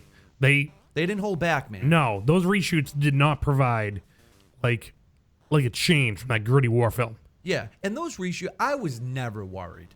No, neither was I. No, not at all. I mean, there's nothing wrong with options. No, and it's nothing wrong with like tweaking your movie to get it right. Well, we all do it with everything that we do in life. You can always make something better or change something. Yeah. Exactly. So what really stood out to you, Courtney? What was really made this movie one of a kind? Well, the first thing that absolutely I was not prepared for was Tarkin. Okay. I mean, I figured he was going to be in the movie and maybe we'd just see him like standing and there's like, space in the background or, I mean, I didn't expect him to have like speaking roles and it to look like Peter Cushing. Yeah. Oh, I know. I mean, I have no problem. I thought it looked just like him pretty much. I mean, yeah, it was identical. It was perfect. Yeah. I was like blown away. I was like, oh my goodness. I mean, he's alive, I mean, so just the fact that the CGI has gotten so good, like to the point that you could bring someone back almost. I know. Yeah. I mean, that was pretty mind blowing. But I think what that means for the future of like making film, like we could actually have like Return of the Jedi era, like Luke, Leia, and Han on another adventure. That's crazy. We could do that again. It's only going to keep getting better from this point. So exactly. Imagine 6 years from now, it's going to be scary. Yeah. I want to be put in a movie. Like Yeah, instead me of like too. going to the movies, I want to put something on my face and I want to be in it. Yeah. like you just want to be like one of the characters on there when you go see it. Yeah. Instead of like, hey, you want to go to the movies? It's like, hey, you want to be in a movie? Like, would you like take part in the movie, or would you just like watch yourself? That would be intense. Like, I don't know, like, which one is it? Because of like, I don't know if I want to be on Scarif. Well, it would be a weird thing, like if it was a one-on-one and you're just there. Yeah. They're that- like, what's this guy's deal? like you're all you're all the characters. That'll get really weird. It'd be a really boring movie. Yeah. You'd be like basically talking to yourself. So Courtney, were you hoping to see a Jin and Cassian romance? I kind of did towards the end of the movie, because at first I just felt like they were just like pals and kind of enemies, like frenemies. But towards the end, I was like really hoping that you'd see a little bit of that. But what I was really unprepared for was that they, like, the entire Urso family died in this film. Oh yeah. And I was like, and after reading Catalyst, I was like, no, like just, I love these characters and they had such a hard time and like, why couldn't Jin make it, Yeah. Oh yeah. Would have loved to have seen her have a happy ending. I know. You I know- know. So you read Catalyst. I read it too. But I think that book set up this it set up this movie so well. Lucino did an amazing job. We got Dan Lazar back on, by the way, guys. Oh, Dan's here. Hi guys, can you hear me all right? Yeah, I can hear you. loud and clear, bud. You know Okay, it, man. Glad you're back. I work some wizard magic. There you go. Wizard. Together again, huh? Hey. How bad, Who huh? else is on right now? We got- I've been out of it for a minute. Yeah. Courtney. Courtney's on. Oh, Yeah. hi, Courtney. You're out of the loop for a minute. Everyone gets delusions of grandeur. I can't believe it. This voice of mine. Oh my gosh. So we read Catalyst. Dan, did you read Catalyst? I'm in the process. Pretty good. I mean, it set this movie up in such a great way.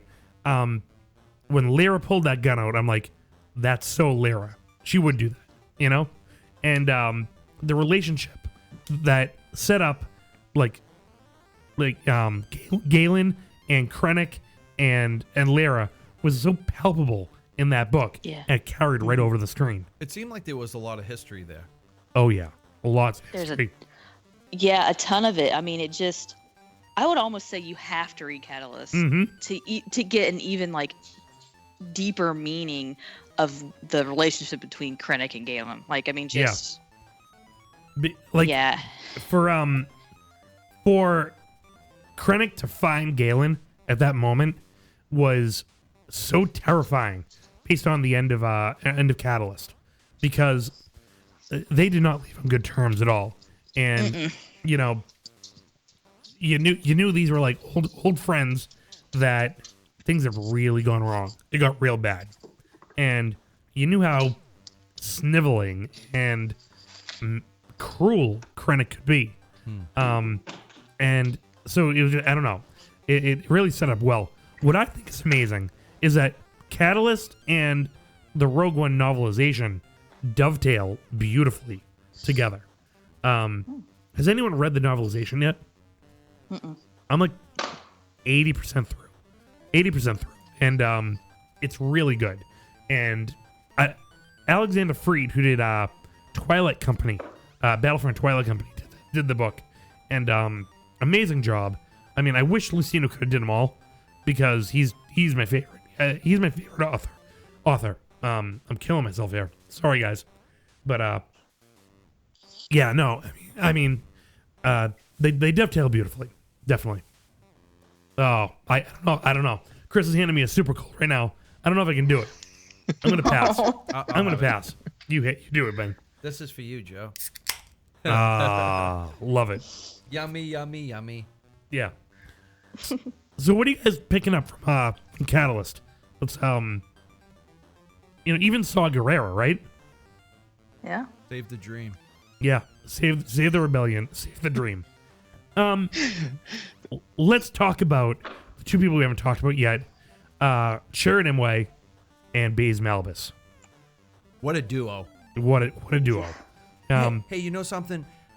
I like to think that Chariot is force sensitive in some sort of way because I understand like when somebody loses eyesight or something, it might enhance another sense. But it was a little bit more than that. Like that dude was like dodging like laser blasts and when he shot down that TIE fighter, like how could he? He shot the TIE fighter. Yeah, it's like how did he? And know he shot the it difference? so it went into the station. That tower gun. What do you think, Courtney? Does Chariot have the Force? Yeah, I think so. Maybe not as much as a Jedi or even a Sith. Okay. But he's definitely a Force sensitive. I think he would be the perfect Jedi Temple guard. Yeah, if he followed that religion. Yeah. I mean, the Guardians of the Wills. As I said, yeah, he's Guardian. Yeah. Different religion.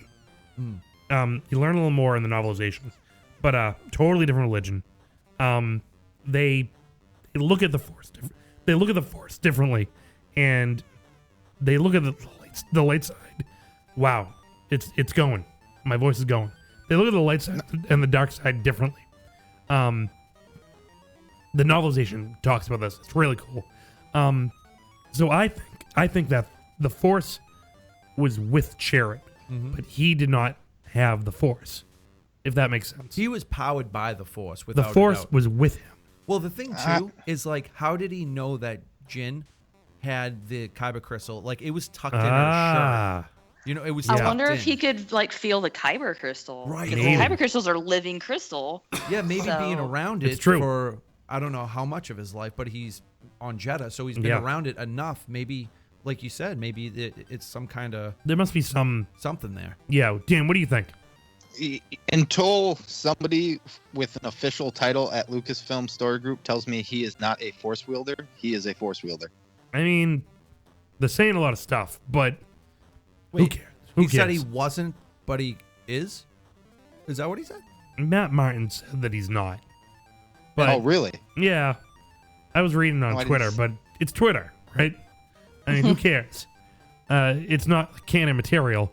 I'd rather look at the movie and figure out from there. Yeah, well, I mean, it pretty much boils down to what you said already. There, like, in my, just based on everything I've seen to date in movies, TV shows, comics, and books, when he blasted, a blind man blasted a TIE fighter out of the sky and had it directly go into a turret gun that was destroying Rebel X-Wings. That's more than just he trusted the Force. That to me, that's having some kind of power with it. Well, remember what Kenobi said? Luke asked him, "Does it control your actions?" And Kenobi said, "Yeah, it does." So Chariot, lent himself over to the Force, and it was with him and guided his hands to do that right. So I totally believe that. I would like to think that it protected him too, going to that to turn the, put that thing on. Yeah, completely. It definitely made the blaster bolts miss. Because those were Death Troopers, weren't they? Dude, yeah, and plus those guys, like, that's, again, the Rebel soldiers, how brave they were. It was just like, hey, you need to turn that on. The guy was like, I'll go bang, Dad. Yeah. And then he just walks out. That's when like Melshi got like shot a couple of times. I Tried know. dragging that dude. He Oh. got like that last. I forget what he said, but I think he was talking to Bodhi, right? Yeah. Oh, I think Bodhi was saying, "Hey, you have to turn that on." Yeah. And then next shot, he's dead. Yeah, I know. Oh, just it's a war film. Like, oh my goodness. Like, just thinking about it, like so many rebels died. Like, I mean, They all did. Yeah. I know. I did not expect that. Like, my husband said they're all gonna die, and I was like, no, one or two of them probably gonna make it out. I mean, think of how much they lost in their one victorious battle. I mean, crazy. Well, that's why we kept talking about the crawl of A New Hope. Yeah. And it was like the rebels won their first battle. You and think that when you win, yeah, you think never- it's like a solid win. Yeah. That was a hard win, man. Was it a win? I mean, was it a win? Well, yeah. They got. I mean, they they got got- the plans. They got the plans, but they ultimately lost so much too. Yeah. They lost Yeah, a but in the bunch. grand scheme of things, they're all dispensable pieces. Yeah. If you really looked at it. Yeah. Yeah, totally. I mean, Mon It's just the Mothma hard won. truth. You know. Yeah, it is. When you look at like from Mon Mothma's perspective. Yeah, it was like, wow. hey, we got the plans. Yeah, definitely. That's why it's just like I hope stories are told about these people. Well, remember because- what Raditz said, you know? Rogue One, may the Force be with you. Yeah, exactly. And the thing too is, I don't think Raditz made it out because Vader boarded that flagship. Yeah, the profundities. I'm not ready to accept that yet. Let's stop talking your about buddy that right now. Well, no, but that's the thing. I mean, I don't know if they killed everybody. They probably imprisoned people too, or who Nah. knows? They could have been escape pods that had to be on that big ship. Raditz would have been around if he survived. Like He Right, goes down yeah, with the there's- ship. He looks like Yeah. that type of dude. He goes down with the ship. Yep. Akbar is totally family member of Raditz, right? Has Oh, to be somewhere definitely. along the line. A cousin of a cousin. Yeah, the Right. blue cousin. You know what I love? The ship that you could see underneath you. Yeah, I love that. I love That how was there was cool. glass everywhere. Smart. Yeah. You get that from fish. And he was high up too, because Yeah. when they showed that shot, it seemed like he was like way up there. They're fish. You I know? was gonna say fishbowl. Yeah. Yeah, like totally. Fishbowl. Get it. They get it. I just think it's crazy that he had that maneuver with the Hammerhead Corvette in his back pocket. Like, Yeah, boom. Yeah. oh, He this knew is that. a perfect time for this. He was like, wait, it's down. And they're close to each other. Yeah. Ram it. Yeah, good idea. When that Scarif Trooper threw the grenade and Bodhi looked at it, and when that rat bastard. Yeah, when that ship went down, that's when I was like, It's yeah. well, that's when I convinced myself, and I No didn't one's want going home. I didn't want to accept the truth, but I was like, We know how they're it's- not getting off. There's yeah, no way. I was like, where's the Millennium Falcon to pick up Jin and Cassie? I know, right? Where is When they're hugging before the impact, I really pay attention a lot to Cassian's face. Yeah. His expression and how his eyes widen. It's almost like you could feel what he felt. Yeah. Did you With guys the like, blinding see that? light. Like he's like, yeah, well, he also had every bone in his body broken at the time too. I think that I know, think right? that was definitely an instant like boom. I would like Yeah. I mean I would like to think that was like more like a tsunami. Incinerated. You know, like Yeah. that was a wave. So I got. Oh, what are you saying, Dan? No, I was gonna say, I got to be honest. The only person of Rogue One that died that I really got upset about, emotional about, was K2SO. Oh, they just Oh, my dragged that gosh. out. Yeah, he took Yeah. like 13 So many shots. hits. Taking It's so many like the hits. equivalent of somebody jumping on a grenade. You know, it Yeah. was just. Climb. Well, him Yeah. him smashing the controls to lock the door, that was like his last act of being like, it's over, but Yeah. you guys have a chance. I don't. But yeah. Well, like Dan said, it's like jumping on the grenade. You're saving other people to sacrifice yourself. Exactly. Yeah, and when he had made the joke that I could survive in space, in the back of my mind, I was like, oh, maybe K2SO is the one character out of this whole thing that's going to make it through this. Oh yeah, 'Cause yeah. you know, he's like a droid. He'd find a way to, like, I don't know, they could repair him or whatever. But that sucked. That sucked big time. Yeah. Yeah, it was hard. Really hard. Get it back to the Force. There was one other moment I definitely noticed the Force in action.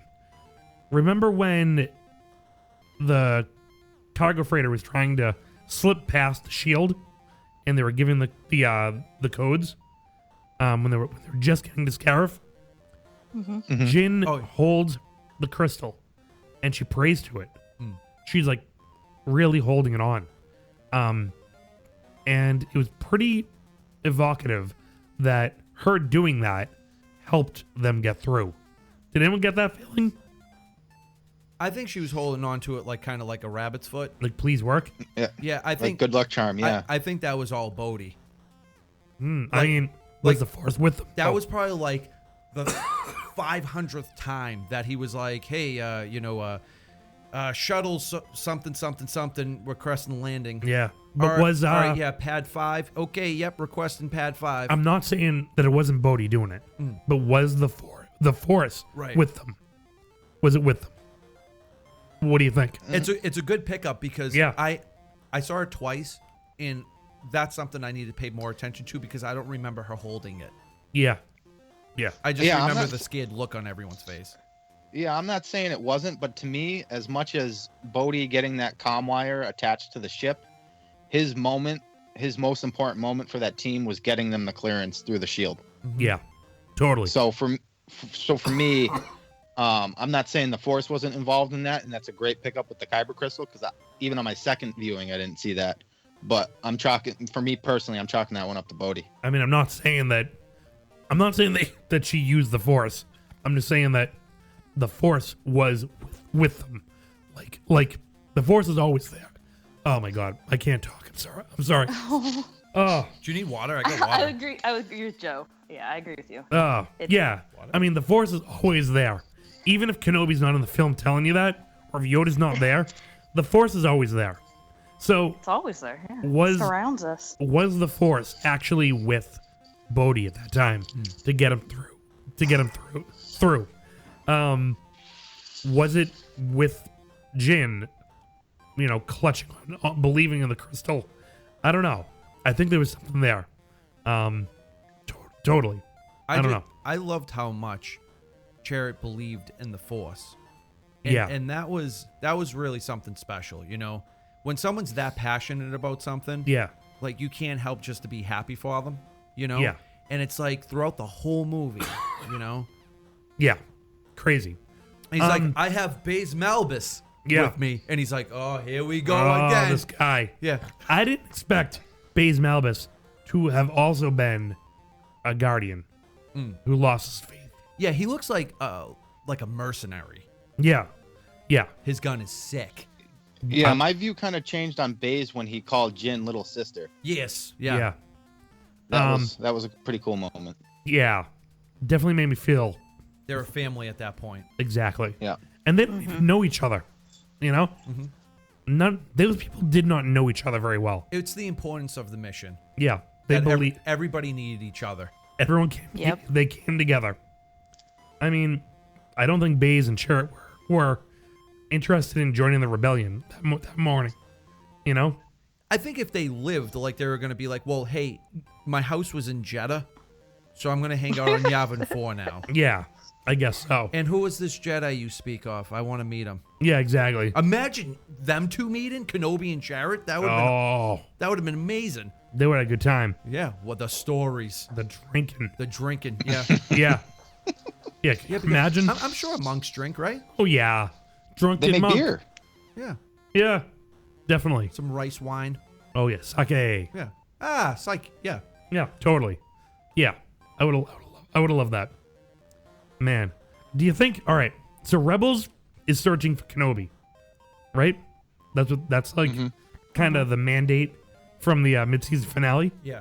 And we're also getting Saw Gerrera. Is there going to be a crossover where Kenobi actually good. meets back up with Saw? Yeah, because that little clip that we see, Rex is like, Saw, hey, Old nice to see friend. you. Yeah. Yeah. It felt good to see those two, come back together. Yeah. Yeah, totally. What do you guys think? Well, I'm a little confused by the clip, to be honest with you. Because he looks real young in the clip. I mean, how much earlier is this than... Less than 2 years. Less than 2 years? Yeah. Well, we can go by Leia. How old was Leia when we seen her in Rebels? I mean, at that point, like 3 years younger. Because she's... So like 16? She's 18? She's 19. 19 in Yeah. New Hope? Okay. We're gonna add Mike Harrison. So we can kind of go by that time frame, I guess, right? Yeah, I'm not trying to like nitpick or anything. I was just legitimately because he's got no hair. He still looks fit, and it appears that he has most of his appendages still. Yeah, he definitely Yeah. looks like he's in better shape. So maybe the doubt. rebels like Yeah. messed him up. Yeah, I wonder what happens to him. Yeah. Yeah. Hey, Mike, you there? I am here. Can you guys hear me? Yeah, we can hear you. So, Mike, welcome. You're on with me, Chris, Dan, Courtney, and yeah, that's the crew How right is now. everybody? Fantastic. Yeah, fantastic. My voice is gone. I've been practicing my Diego Luna. Nice. Let's hear it. It's fantastic. Oh, It's not terrible. bad. Sorry, guys. I told That you was I'm awful. practicing. That Leave me- was terrible. Dan, stop. No, Chris. Like you need to know. This is constructive criticism. That was awful. I really nailed it the other day. I thought it was good. No, you sounded French, not. Do it not again. Whatever. Diego Luna Do it is. again. It's fantastic. I like it. Amazing. Yeah. Did that sound more like a Dracula though? I don't know, man. One more time. It's fantastic. That was a little bit better. Yeah. Get it down deep, like from your abdomen. Let's fantastic. go. It's fantastic. Nice. It's fantastic. You have to do the line. Hey, everything's going to be all right. That was pretty good. Oh, thank you. I wasn't even trying. I was telling you to do it. Oh, everything's gonna be all right. I've been telling you for years. No impersonations. Yeah. Well, hey, Diego Luna is a saint. You couldn't ask for a better cast. I pray to God. He wants to touch Jabba the Hutt. I know. Yeah. Yeah, right? what's up with that? That's cool. Who doesn't? Hey, great minds think alike. Yeah, it's true.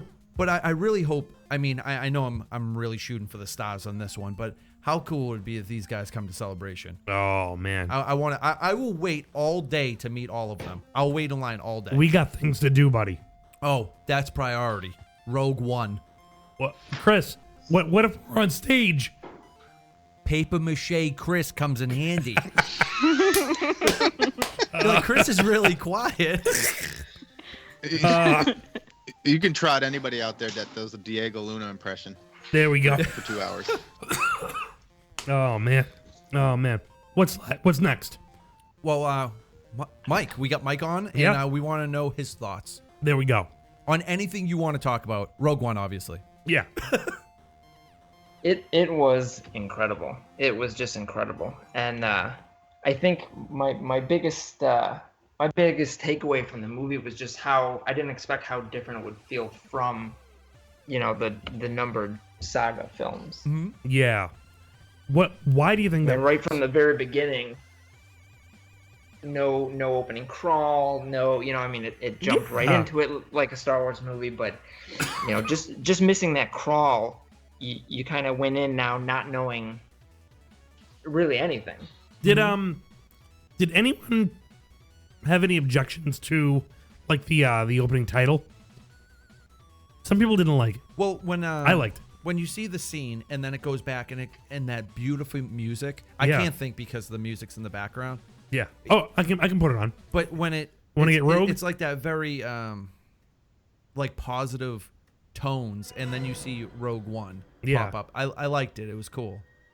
Giacchino score. So you remember how it was like just yellow letters? It looked so different.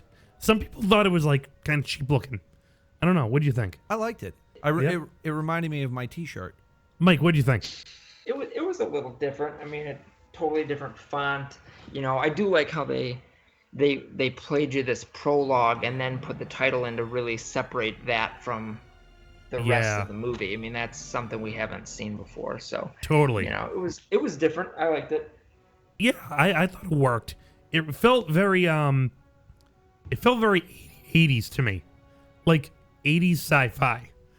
In a good way. Like little Battlestar Galactica. I don't know. It felt like bringing it back to like that late 70s, early 80s, Andromeda Strain, 2001. I don't know. I got this vibe coming from the music, coming from the title screen. I don't know. It just felt that way to me. You didn't have this very modern, like slick feel. It didn't mind being dramatic. I've heard some people not like it, but you know, I mean, if that's the only thing out of the movie you didn't like it, you know, you're pretty good. Yeah. I thought it was exciting, you know, because it was like a long time ago in a galaxy far, far away, and it was like thunk, and you just see a planet, and I'm like, ooh, I know. What are we doing? You're in. You're in. How about the rings coming up on the planet? Oh, so good. At first, I was like, what is that? So Because good. it's like a perfect line. Yeah. And then it was the ring, like you said. That was really cool. Yeah, it was really Very good. nice. So this music, Giacchino. What do you guys think, Mike? Let's start us off. We'll go around the room. We'll go around the table. You know, at first I kind of left the theater really not remembering a lot of the soundtrack. It seemed like nothing stood out, and I almost had the same issue with The Force Awakens. I couldn't recall any key pieces or anything like some of the previous movies I've had, but I've had a chance now to listen to the soundtrack just on its own, and it's amazing. I mean, it's subtle. It's more subtle than some of the other films, but yeah. So yeah, I mean, I think it differed even from The Force Awakens, which had those, you know, classic John Williams leitmotifs. That this film just didn't have them. Much more cued to the action. You know what I mean? Like the music just played along with it. Didn't really go from character to character. You know what I mean? Courtney, what do you think? I liked that it was so different from the John Williams motifs, like you just said. Yeah. It was almost like they played to it being more emotionally provocative. Yeah. Like it wasn't loud or like trumpets and it felt you know, quiet. John Williams stuff. Yeah. Yeah. And it made it almost more serious. Like the film, it was this kind Moody. of a serious film, you know? yeah, totally. Moody. That's a good word. Yeah. Yeah. Dan, what about you? Well, being honest, Force Awakens score definitely left a bigger impression with me, where I was able to remember it a lot more when I left the theater. Yeah, me too. But that's not a knock against this one. I've liked Giacchino's like work with Lost and Star Trek films. Yeah. So I was pretty excited with this, and I think that it was subdued in a way, like through the first part of the film, that when it ramped up in the last 45 minutes or so, it was a home run. Yeah. So I'm not like, I know Giacchino's work for a long time. I think he did a pretty good job with Lost. Sometimes I feel like Giacchino leaves more to be desired. I'm not a Giacchino fanboy by any means. He's not John Williams. And I don't like when people make him out to be the next John Williams. I think it's a good score. I think it really is. But it's not a great score. It's not one that I'm gonna jump to when I just want to hear a music score. But then again, I was thinking about it for a long time. Why did Williams? Someone saying that Giacchino is Williams' apprentice. Actually, be that as it may, he's not John Williams, and I don't know. It's night and day to me. Between I think it would have been a mistake to go into it trying to just emulate Williams. So here's the thing, and I'm going to get to that. I touched on this in my review a little bit. No matter the time he had, 4 weeks, 4 years, it doesn't matter. This is what he turned in. And I wondered about it. I'm like, did Giacchino not know, like, Williams did leitmotifs for each character? Of course he did. He did it in Lost. For each character had a different theme. So it got me wondering, why did Giacchino veer so much from, you know, the prescribed course, so to speak? And it got me thinking, why no leitmotifs? Well, leitmotifs are for icons. They go back to the, you know, Wagnerian operas of like the 19th centuries. And this movie had no icons. These were the grunts, the ground level, the guys who did what needed to be done. The men and women who got the job done, with no fanfare, no legends, nothing that went down in history. These guys just did it, and they got the emotional score. They didn't get the character-based score, and I think that's the big difference. I don't know. What do you guys think? I would agree 100% with that. Yeah. I mean, this movie is about a team, not just like three main iconic characters. Yeah. Yeah. Yeah, it's a war movie versus space adventure almost in terms of score. Yeah, it's not a space opera. This part.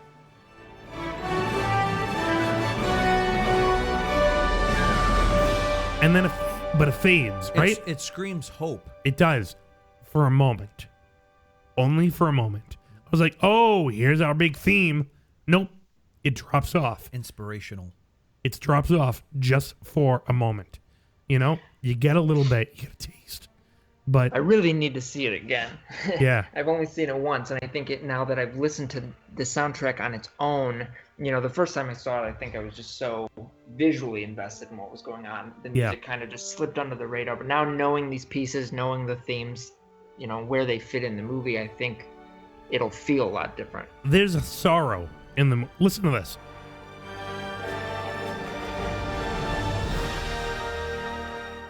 Sorrow. It's sad. There's a sorrow in it. There's a strength. There's a pride. There's a perseverance. But there's a tremendous sorrow at the same time. And it fits. It fits well for a war movie. It's almost saying that, it gives you the impression that it's not going to end very well. You kind of see where these characters are going to end up. Yeah, they sacrificed all to make it happen. Yeah, Mike, I know what you were saying, because the first time I seen it, the only thing that I really paid attention with music was the beginning when you see Rogue One. Yeah. The second time around, that's when I saw the movie. I let it really marinate in my brain. And then I was reading all the little tidbits that everybody else was saying. Hey, look for this, look for that. So when I went in the second time, that's when I was like, okay, now I'm looking for stuff. Like, I'm going to be seeing it again next week. Yeah. And I just feel like that you're going to discover more and more and more. Mm-hmm. And this movie, to me, is not going to get old anytime soon. No. Like, I know some people like, you're seeing it again. No, you don't get it. Like, yeah. I'm studying this movie. The first time I saw it, I wasn't sure if I was going to go back and see it a ton. But then I had to. I had to learn more.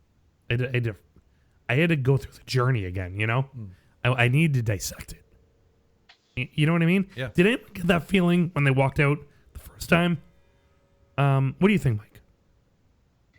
I think when you walk out, you almost don't know how to feel. I mean, you've been waiting this movie for a whole year, and in 2 hours it's done. Yeah. And it's just so there's no way to absorb 2 hours, worth of just nonstop. You got to process it. You got to process it. You got to see it again. Yeah. Cool tidbit here. The Spotify app on my computer has a lightsaber on it as the progress bar. That's pretty cool. You see that? I saw it. Yeah, I like that. Yeah, I've been listening to this whole CD on Spotify. Nice. Yeah, me too. I'm still gonna buy it. I want to haven't keep bought this it yet. going. Like, it's just like another part of the collection. Yeah. I haven't bought it yet. What about you? I didn't buy it yet, but No. I mean, I'm definitely going to. Has anyone bought the soundtrack yet? Yeah. Yeah, I bought it. Oh, nice. Is there any any stores having any Need 'em, got 'em. exclusive stuff? Like, I bought the Force Awakens soundtrack at Target, and it came with like 2 really cool pictures that were like in the little sleeve. Yeah. I don't know. I went to 2 Targets, and neither one of them had it that Friday, so I bought it on iTunes. Oh, okay. Oh, I see. Yeah. Did anyone have a physical copy? Dan? No, I don't. No, I don't have. I'm gonna wait. Actually, I'm probably gonna try and get this on vinyl when it comes out to match the rest of my collection. Oh, dude, nice. I was thinking about getting.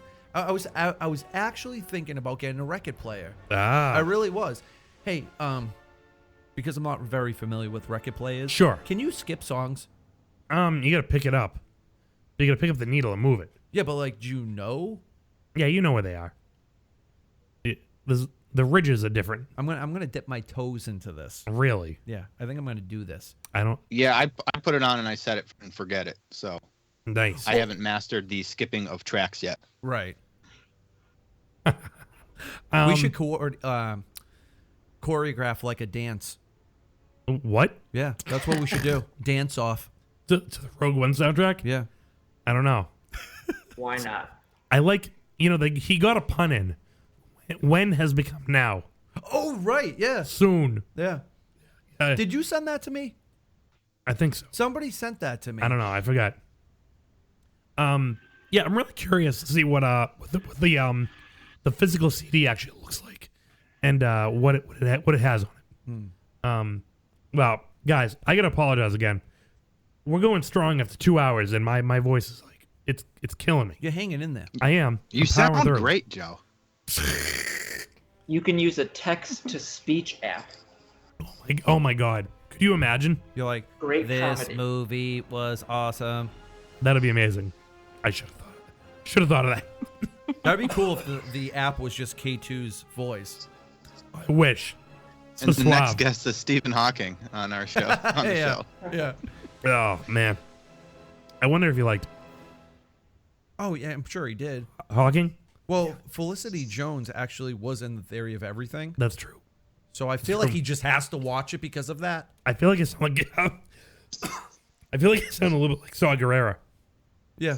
Save the. It's almost the like, dream. No, it's almost like he's so passionate about what he's saying. It's almost like he's crying a little bit. A little bit. And there was a I don't know what he was saying, but he had I definitely want that mask. definitely like a lot of saliva in his mouth. At one Yeah. point, he like had it like yeah. Yeah, one of those. Did you guys catch that?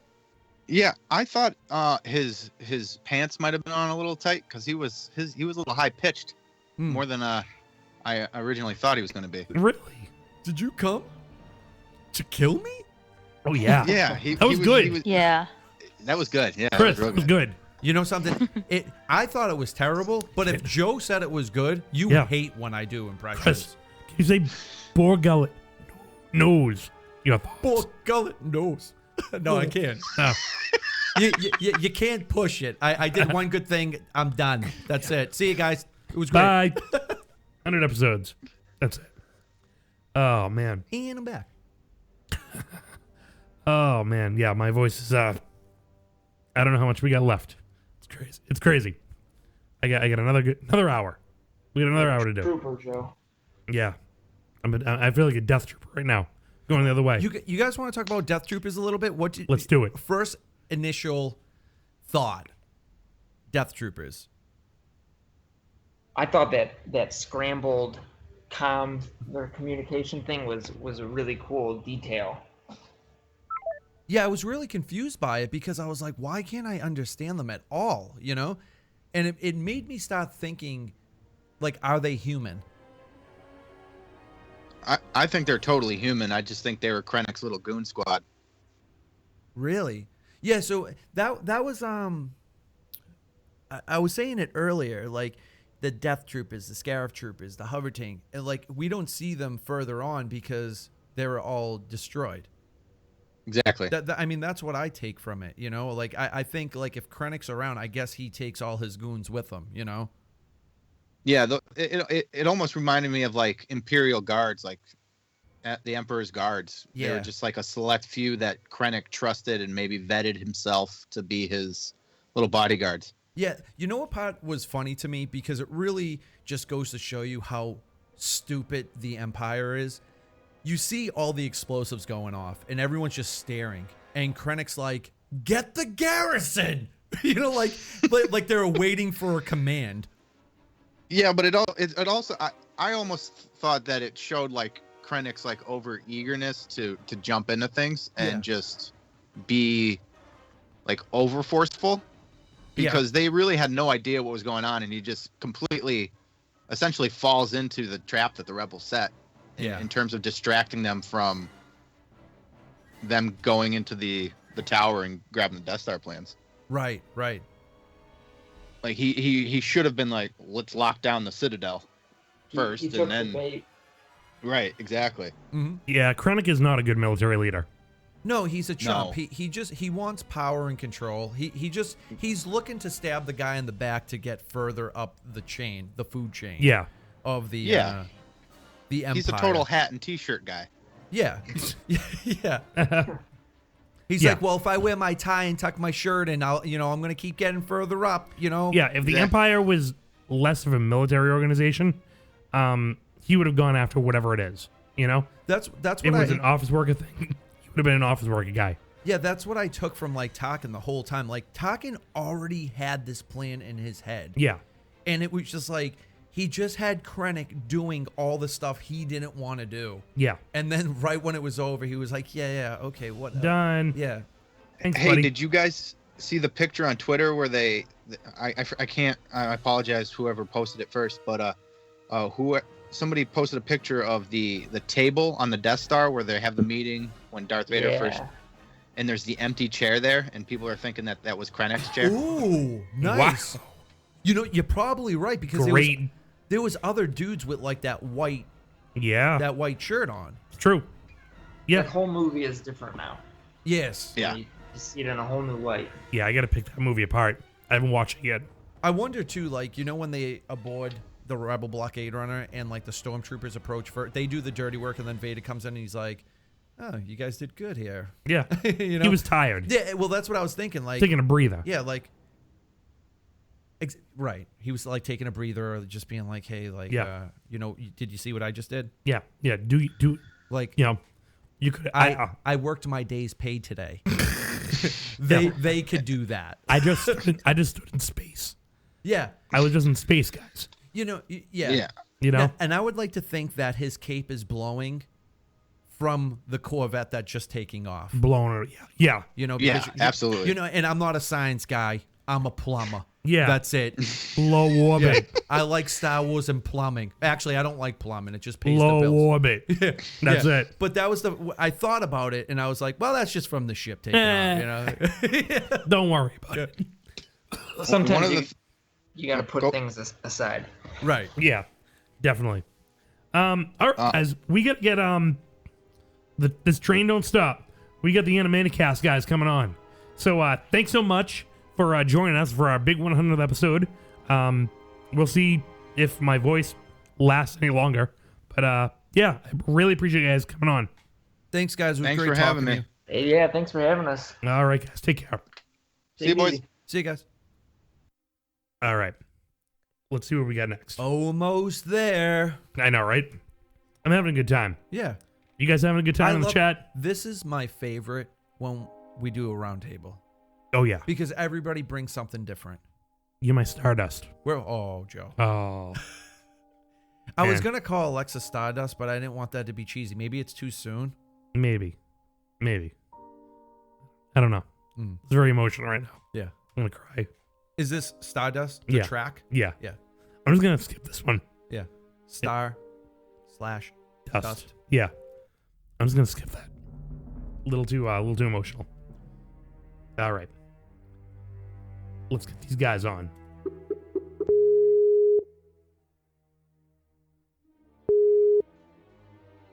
Joey. Hey. Hey, what's up, man?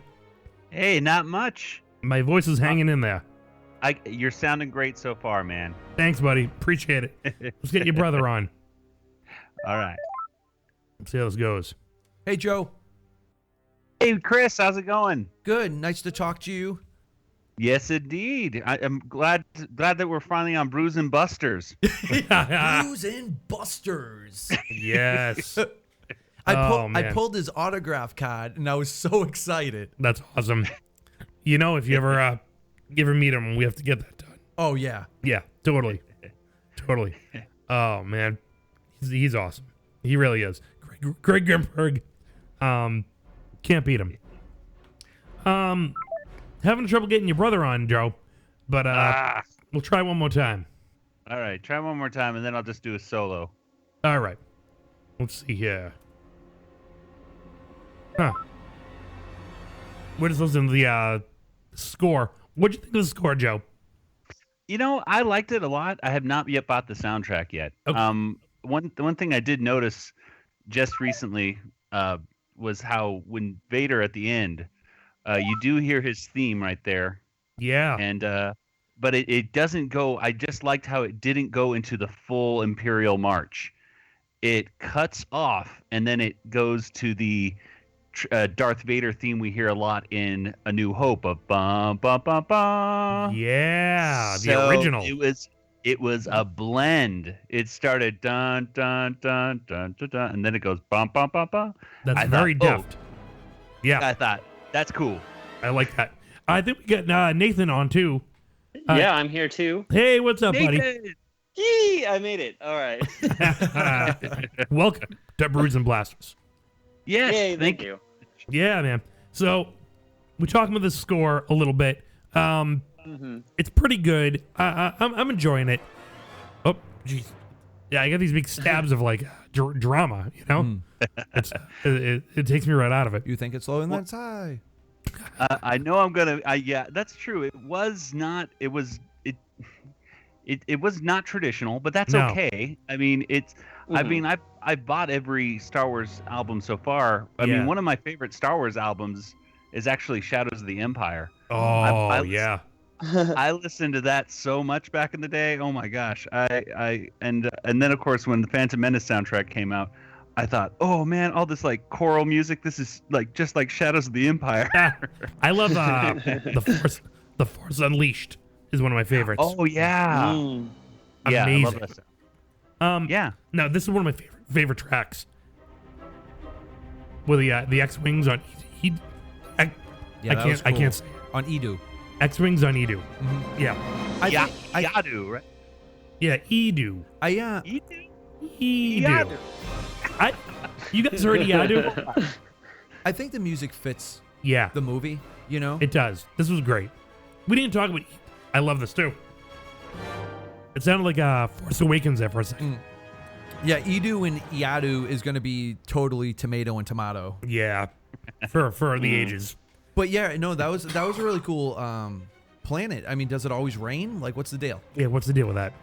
I don't know. We didn't talk about the whole scene at all. No, we didn't actually. This is great. This is great. So the rebels killed Galen Arson. I mean, that's what with happened. their bombs, yeah. Brutal. Brutal. But they had no idea. No. They were dropping bombs. I mean, their mission was to kill Galen Arson. Well, I was actually going to say, let me correct myself. Yeah. they wanted that dude dead. They wanted him dead. All I kept thinking about, too, is like when Cassian had his sniper rifle pointed at him, all I kept thinking was like, you know how easy it would be to kill Krennic right now? I know. Like right now. Yeah. Double tap. That's it. Double tap. Kill them both, yeah. I know. Krennic's ship. A lot like Kylo Ren. Yeah. Oh, yeah. A bit, yeah. I could see that. Like an opposite Kylo Ren. It looked like a sea turtle to me. Just like floating through the sky like that. I don't know. That's a good one. I like that. It made me remember that my favorite ship ever in Star Wars is the Shuttle Tidarium. Yeah. That's my favorite. I forgot that for a long time. The way that the wings go up when it lands. Yeah. It's really nice. All the variations on it are not good as that one Imperial ship. Yeah. Well, man. Vader had that at the end My of the movie. poor voice. When he was boarding the flagship. Yeah. He was in that shuttle. It's my favorite. I love that one. Yeah, what's your favorite ship, guys? Let's see. Favorite ship for me, I got to go with the Falcon, I guess. I mean, that's the first one that comes to mind. All right, let's go around the table here. Yeah. Not like This is a great name question. ships. What type of ship is your favorite? Oh, okay. Yeah. Lesser known. Okay. Well, I just got to go with the X-wing. Well, no. I almost want to say Naboo Cruiser, like but because I like how different that is than any other ship. And there was a time where I actually saw one of those in person at the Smithsonian. Nice. But it was right before I think the Phantom Menace came out, so I didn't really have that connection to that ship. I think I'll tell you so something. I was like, yeah, we got that ship at Boston Museum of Science. Are you guys talking about Really? the yellow Starfighter? Yeah. Or Yeah. the Princess ship, the chrome. yellow. No, the yellow one. Yeah. Yeah. Boston Museum of Science. It's that. Oh, okay. That We're going to Boston. That Boom. You're always welcome here in Beantown. You know it. But that ship is like a nice hot rod. That's a showpiece. You know what I mean? Like everything about it is very clean. Well, they're loaded. They got the money. Yeah, Richies. Yeah. Yeah. Yeah, very American Graffiti-ish. I mean, it does look like that roadster right there in American Graffiti, yellow Totally. trim stuff. Yeah. Yeah. What about you, Nathan? I'm gonna go with the TIE Interceptor. I just thought that was really cool when I first see that in Return of the Jedi. What do we think of the TIE Striker? It was interesting. Didn't do much in this one, it seems. Yeah, I was just like, what? Yeah, it was a little bit of a, non-starter, you know? Yeah. And then Well, they I had didn't that think it was random bomber, necessary. too. I think it came alive and died on Scarif. Like, Yeah. were they in other places? Like, who cared, right? And then there was that other ship. There was like 2 ties and like a weird striker with like a triangle in the middle. It was weird, like a wedge almost. I It was a don't weird remember. tie. It was kind of cool that they focused on that one TIE pilot with the white stripes. Yeah. Like if they were like, oh, he's here now. He's a rat bastard. Yeah. That guy. It's the Red Baron's here. Yeah, you the know? white stripe guy. Yeah. Yeah.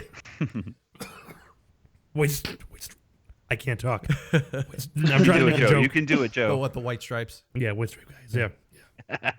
Yeah. This is the worst. Guys, I'm a huge X-Wing guy, but man, there's something about the U-Wing that really got me going. You liked it. I really enjoyed the U-Wing, and what's nice, I feel like it's the gift that keeps on giving. You know, the wings go both ways. It's cool. There's a gunner position. You can have your boys in there. Yeah. I mean, it holds like a good amount of people. Mm-hmm. You know, it's a decent sized ship. You know, it has everything. I've been playing it on Battlefront. I got the Battlefront expansion, and there's a few times where you can actually get in the U-wing in Scarif and shoot people on the ground, like that Cool. monkey guy. Oh no way! Oh wow! Yeah. It's Bastan in it. Yeah, you get to stay in it for like a short amount of time. But yeah, it's kind of like when you get into the AT-AT and you can be in charge of the AT-AT for a limited amount of time and then they kick you out. Yeah. It's basically the same thing. You get to be in it, and you get to be above the beaches of Scarif shooting people, and then it kicks you out. But we got to get on cool. this Battlefront. I know. If I'm gonna buy any package, it's probably gonna be that one. Yeah, I bought them all. I barely played. I got Battlefront I got it when it came out. And I didn't buy the season pass. I was like, I don't want to pay another $50, $60. Yeah. I did Black the same. Friday deals, I got it for $15 basically. wow. Nice. So I'm like, all right, score. All right. Very cool. Yeah, the U-Wing's cool. So there's no more U-Wing, right? They're all gone. Well, I think there's more of everything somewhere in the universe, right? You think so? There's more. Yeah, there's some. I mean, just because you don't see them. I mean, there wasn't that many in Rogue One to begin with, so I know. There can't be only 2. I mean, there's not that many Y-Wings either. There was like 3. Yeah. This isn't the rule of the Sith. No, but I think with the Rebellion, what you see is what you get. Especially when they're all I think on it might Yavin. be, like slim pickings, but I feel like the X-Wing is a pretty common ship, so I think they have a mechanic that's like, hey, I only know how to build X-Wings. Yeah, there's a mystery now. Well, Where do the Nathan- X-Wings come from? Nathan, you were bringing up to me that you didn't like how the fact that they had such a huge fleet in this movie, and then in Yeah. A New Hope, their fleet is so small, right? Yeah. Well- Even just the Empire seems to not be fighting as hard to protect the Death Star as it is to protect the plans to the Death Star. I don't know. It was hubris. They thought they didn't need it. I was gonna say that. Well- I think they were cocky at that point. Yeah, Like we're right. gonna destroy another planet. yeah. Like why like why bring the speedboats out when you get the when you have the aircraft carrier? You know, Yeah. it's Or kind of like so. that. Well, speedboats are But cool. Yeah. Well, they had the Death Star and a bunch of ships in this one, so It's true. like they Yeah, they they threw were- everything. There was no destroyers in A New Hope. went on that attack. True. Yeah. So maybe they were like patrolling somewhere else. I think Tarkin was too proud. Yeah. Tarkin was kind of he figured he's a one-man wrecking machine at that point. Yeah. I mean, I think what I was thinking when I was hearing some of your discussion before about how he took out Krennic and everything, it kind of made me think about the Star Wars radio drama.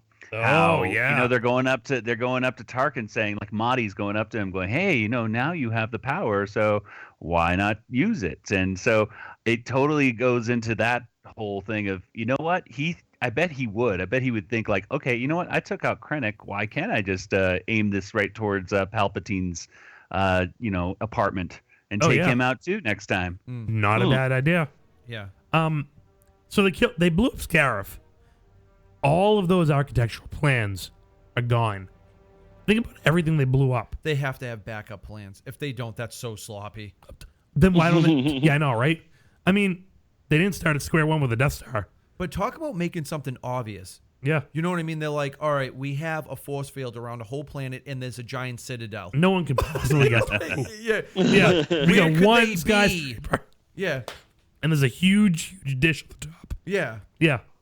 Where could it be? Well, they were probably making the second one at this point too, though, right? I mean, they they wouldn't be able to build it that quickly. Right afterwards. From Return of the Jedi. So I think they're building. They started the second one already, probably. People this one, I've been trying to figure this out, and I think in the comics, in Darth Vader, they talk about that.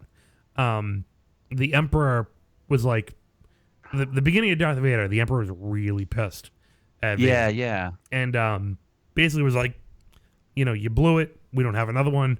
Now we got to go start construction on a new one. Long story short. So I don't think it started yet. Or either that, they just like slave driven everybody. Oh, because, yeah. Like you were saying, you know how long that would take to build something like that? It took 20 years for the first one. Yeah. The second one's bigger. And their plans were destroyed for the first one too. So where do they get the crystals? I was just gonna say that. Where are the crystals coming from? It must be the same crystals, maybe. The big universe. Or either that they had reserves somewhere. Yeah. Yeah. Maybe they like scrounged and scavenged the crystals from the original Death Star. Yeah, maybe the Death Star blew up and just spread the crystals all over. So yeah. Get the vacuum. Get Mega made. Exactly. That's right. They're like, you know where the crystals are? Endor.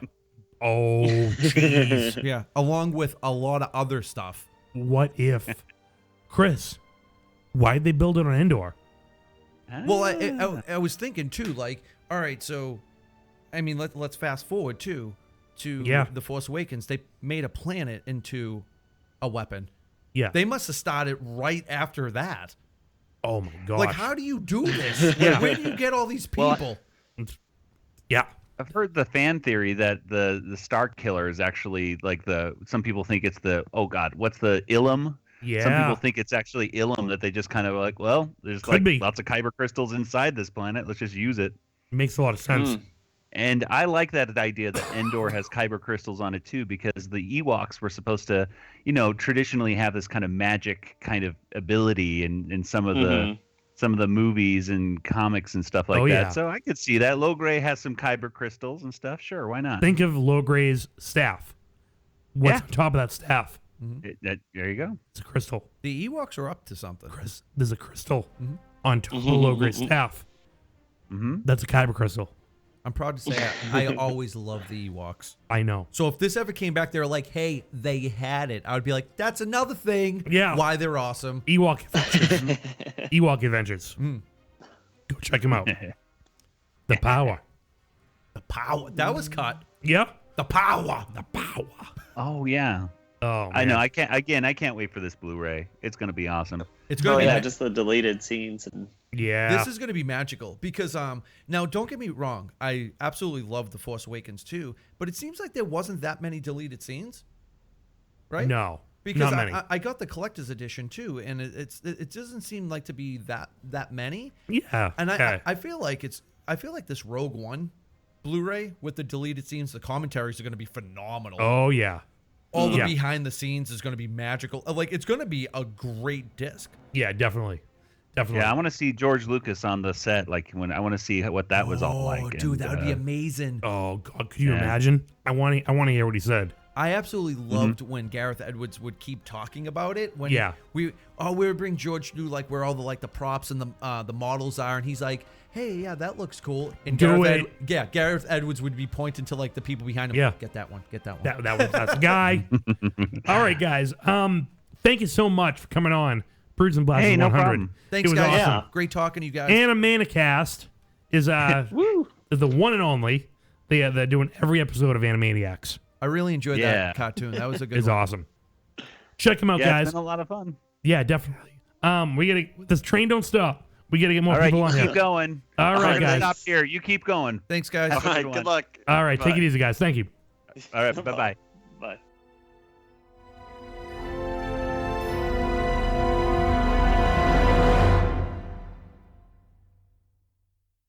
All right, let's get Sarah Woloski on. Skywalking through Neverland. This train don't stop.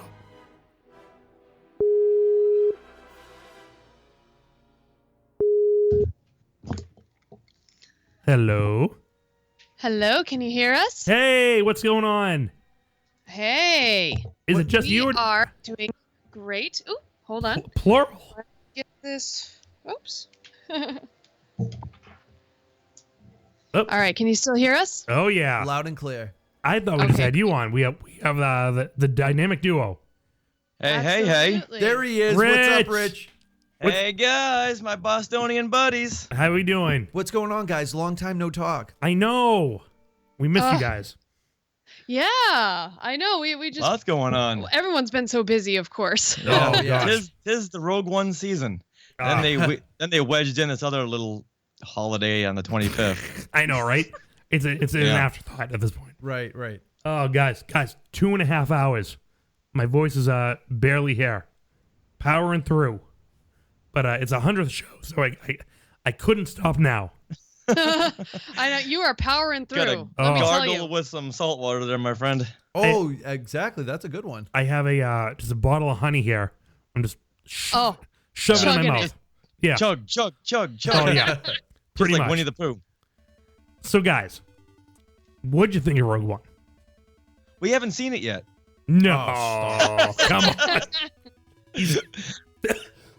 You guys saw it before anyone else. You saw it. We did. We saw it twice. We saw it that Monday at a press screening. Then we saw it Thursday at the midnight showing at 7 p.m. on the 15th. Oh yeah, and nice. And each time it's just like seeing it for the first time. But amazingly enough, now we feel a bit behind because everyone's posting, "Oh, Rogue One round 3 or Rogue One round 5." Yeah. Oh, right. Round 3. I'm like, I'm on 2. Yeah. Now, round 3 will be called Rogue One Fine Chopper. I know, right? Right. Yeah, the second time I saw the movie, all I was doing was just looking for Chopper. Yeah. The entire time. Yeah. This second time, that's pretty much what we were doing, looking in the background and hey, is that Chim Syndulla or no, that's a Fortuna brother? Is that a Chopper? No, that's R5D4. Is that a mouse droid? Is that a Death Star droid? Wait a minute, is that Leia? Yeah. Oh yeah. Leia at the end, unbelievable. Yeah. Unbelievable. Death Star droid, I loved it. That one Death Star droid on Jeddah. Yeah. So cool. Yeah. Yeah, and he was even in the base on Scarif, and every time he would be in the background, you would hear his man. I don't mean the probe droid. I can't do his. Whatever it is. Yeah, we just published our Rogue One Roundtable, and I just put that clip in there. Because I noticed that when you saw it twice, it's like, oh, they're using the same tracks that they used in Star Wars, the Death Star droid. When you see him inside the Sandcrawler, and we cut away and we see so him. cool. Right. He's got that very distinguished Imperial speech. Oh yeah. But yeah, a little soundbite he gives. Definitely. And little mouse droid too on Scarif. Yeah, quick couple of seconds. Yeah. And then there was Dr. Evazan and Ponda Baba, or Walrus Man to anyone over the age of 30. Oh yeah. Gotta love it. It. So we were talking, Chris and I, before this, the shindig started. we want some Rebels figures. We're wondering where they are. The Rebel soldiers that we saw Yeah. in Scarif. Yeah, there's not enough. The motley crew. Yeah, the dirty dozen, right? Okay. Yeah.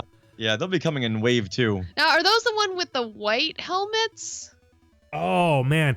Now I think what helmets they Oh, have. you're referring to the ones that joined up with Jin's rebellion within the rebellion. Yeah, Yeah. the dudes that looked like they were in Vietnam. the commandos.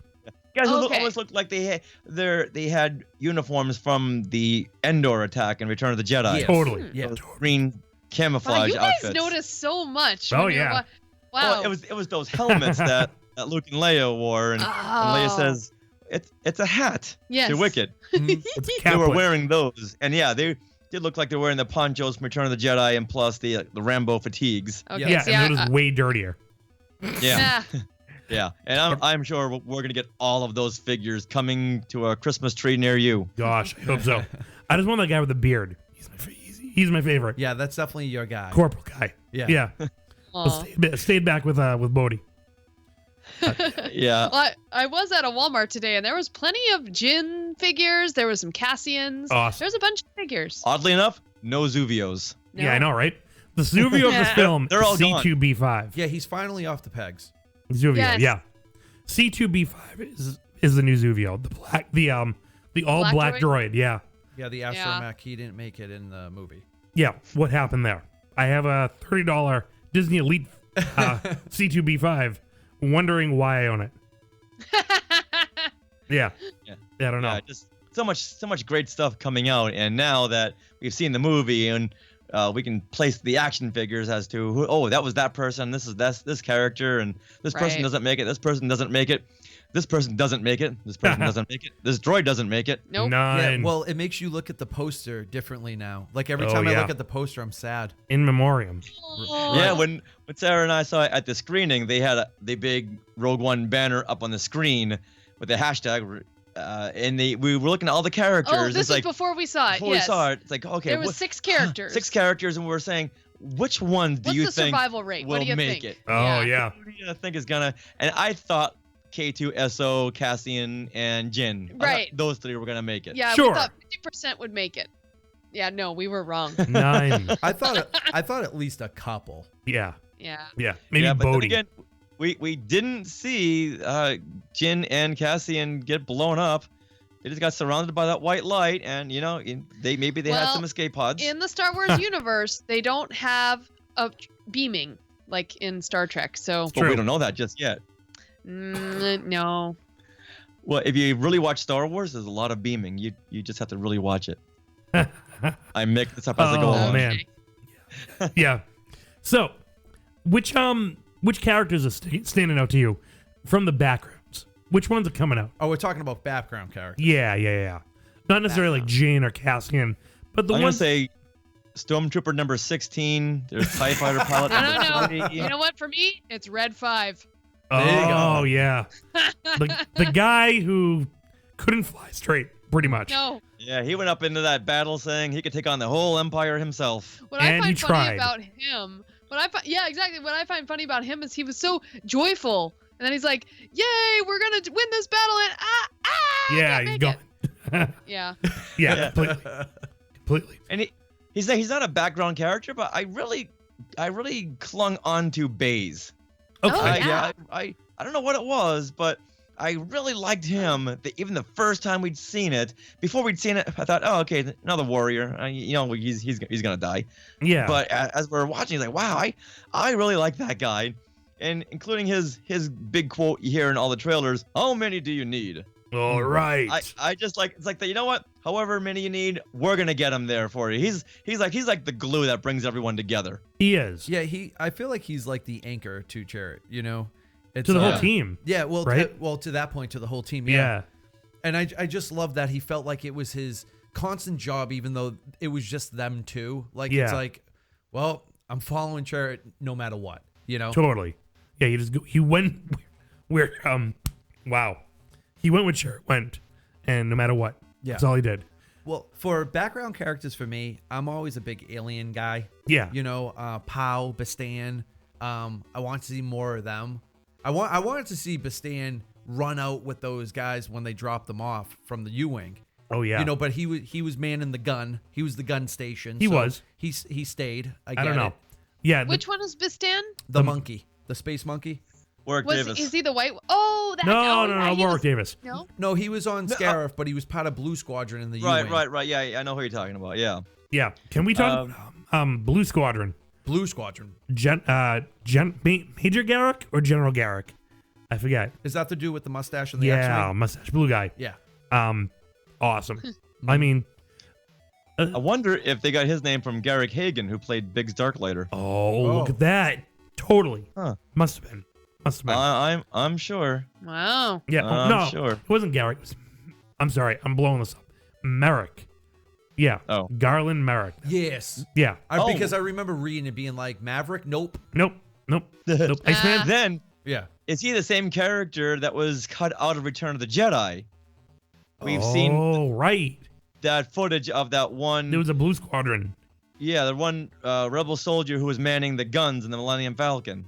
Yeah. Oh, okay. And then they came, and when they released the DVD Blu-ray set, and his scene was included, they even made an action figure out of him. Mm-hmm. Yeah. So he was this guy. I was reading the visual guide.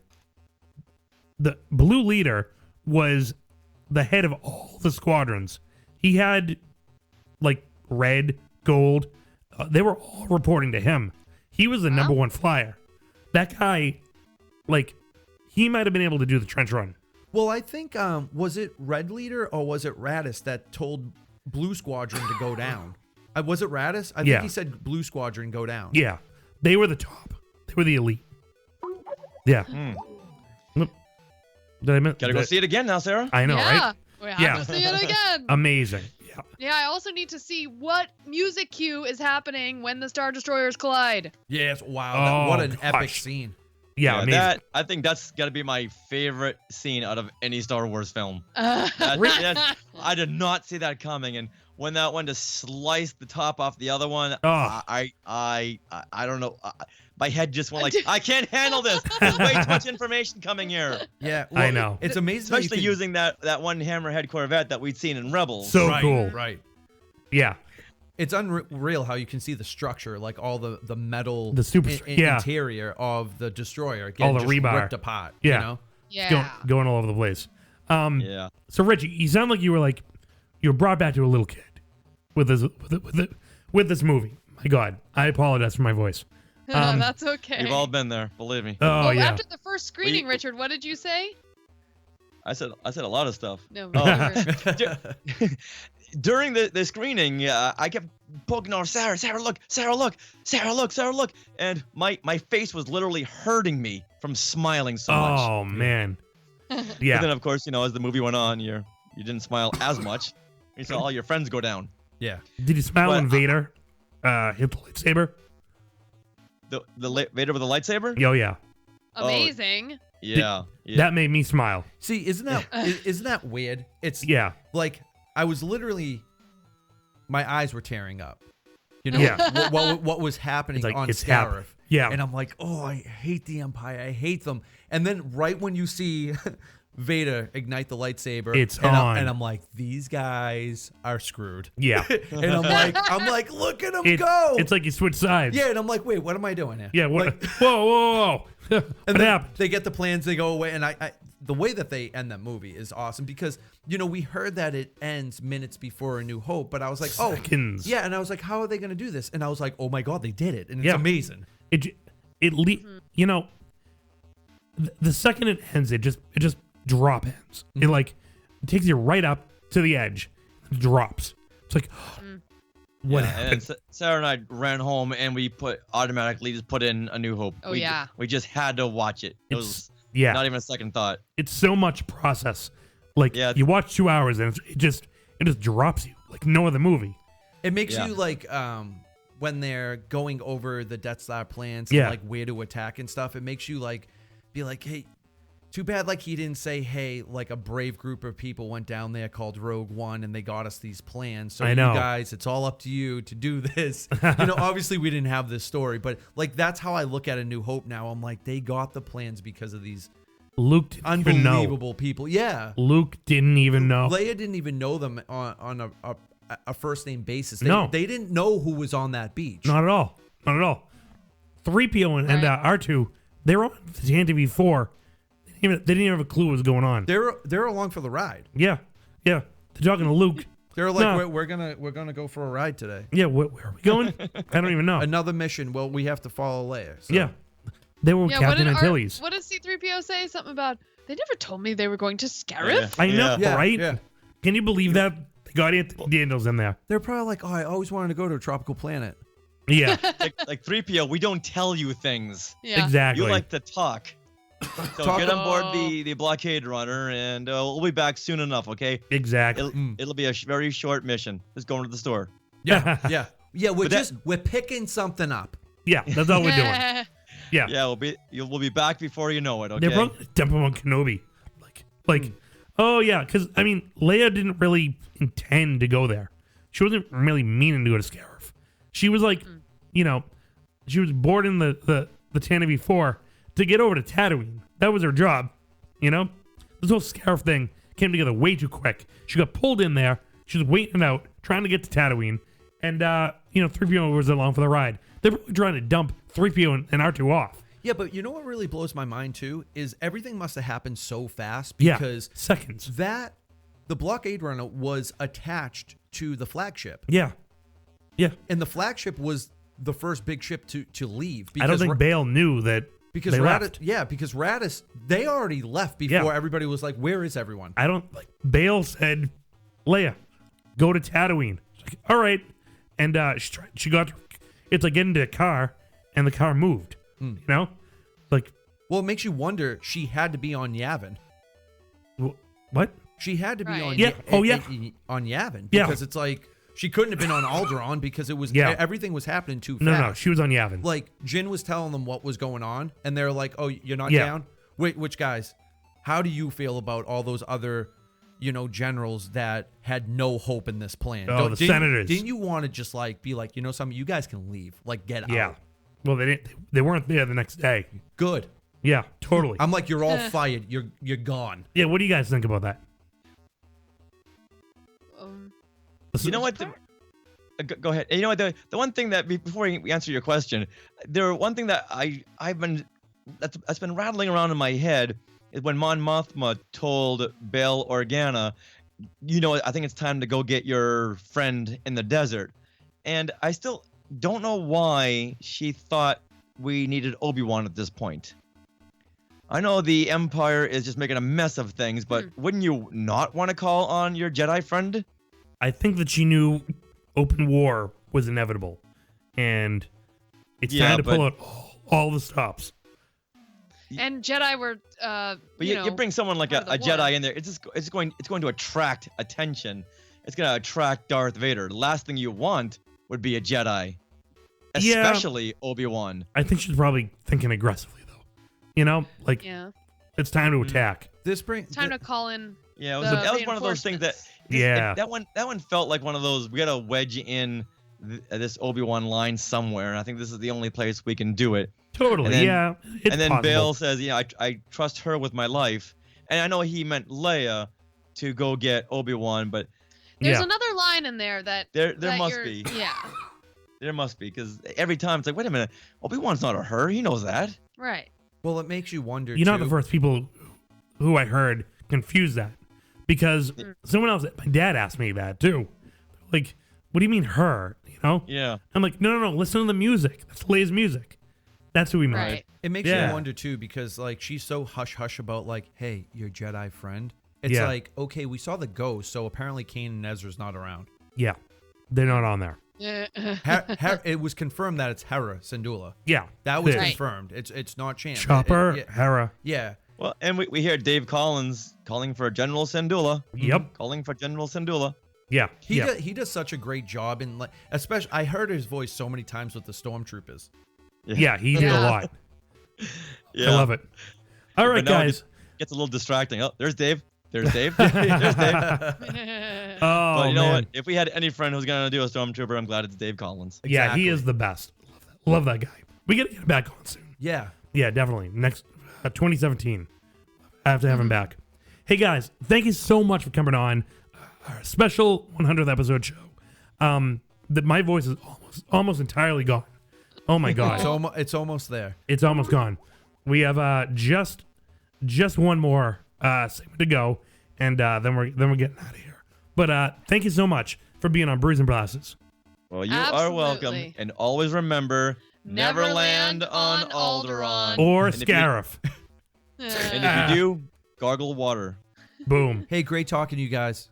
Take it easy. Thank you so much. Thanks, guys. All right, thanks, guys. Bye. Bye. Awesome. All right. What a great group of people we have on. It's been. I could talk for hours and hours and hours. We could go all night. Yeah. Just keep on calling people. You know? That's been the best thing about doing this show.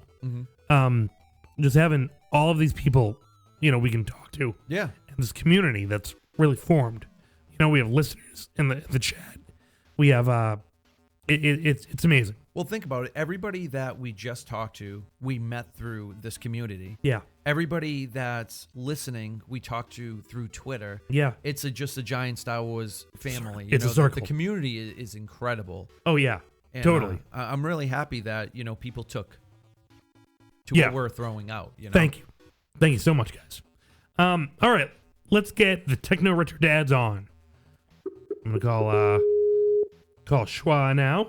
Shaz, I never really seen anybody pound honey like that. Oh yeah, the sauna man. Oh yeah. What's up, Shaz? How you doing? It's awesome. What an awesome night. Oh man. Oh, your voice is back. It was just gone a second ago. Yeah, it comes and goes. It comes and goes. Yeah. Gandalf. Let's get Josh on. All right. Let's see. Yeah. How you guys doing? The Star Wars party began hours ago. Oh my God. It's a big one. I think it started like yesterday. It feels pretty much.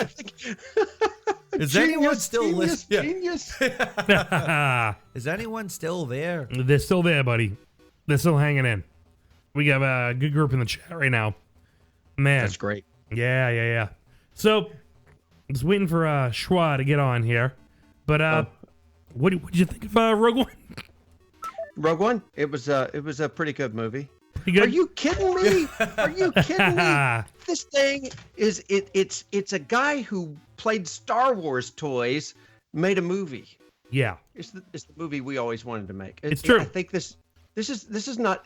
Somebody said they listened to what fans wanted. No. They are fans, and they're like they played these games. This is the same way we played Star Wars growing up. We had all these figures, and we're like, well, what do they do? We've already seen the movie. Let's do other stuff. Yeah. Let's find out how they got those plans, and who knew they'd look like beta tapes and all that good stuff. Oh, that's true.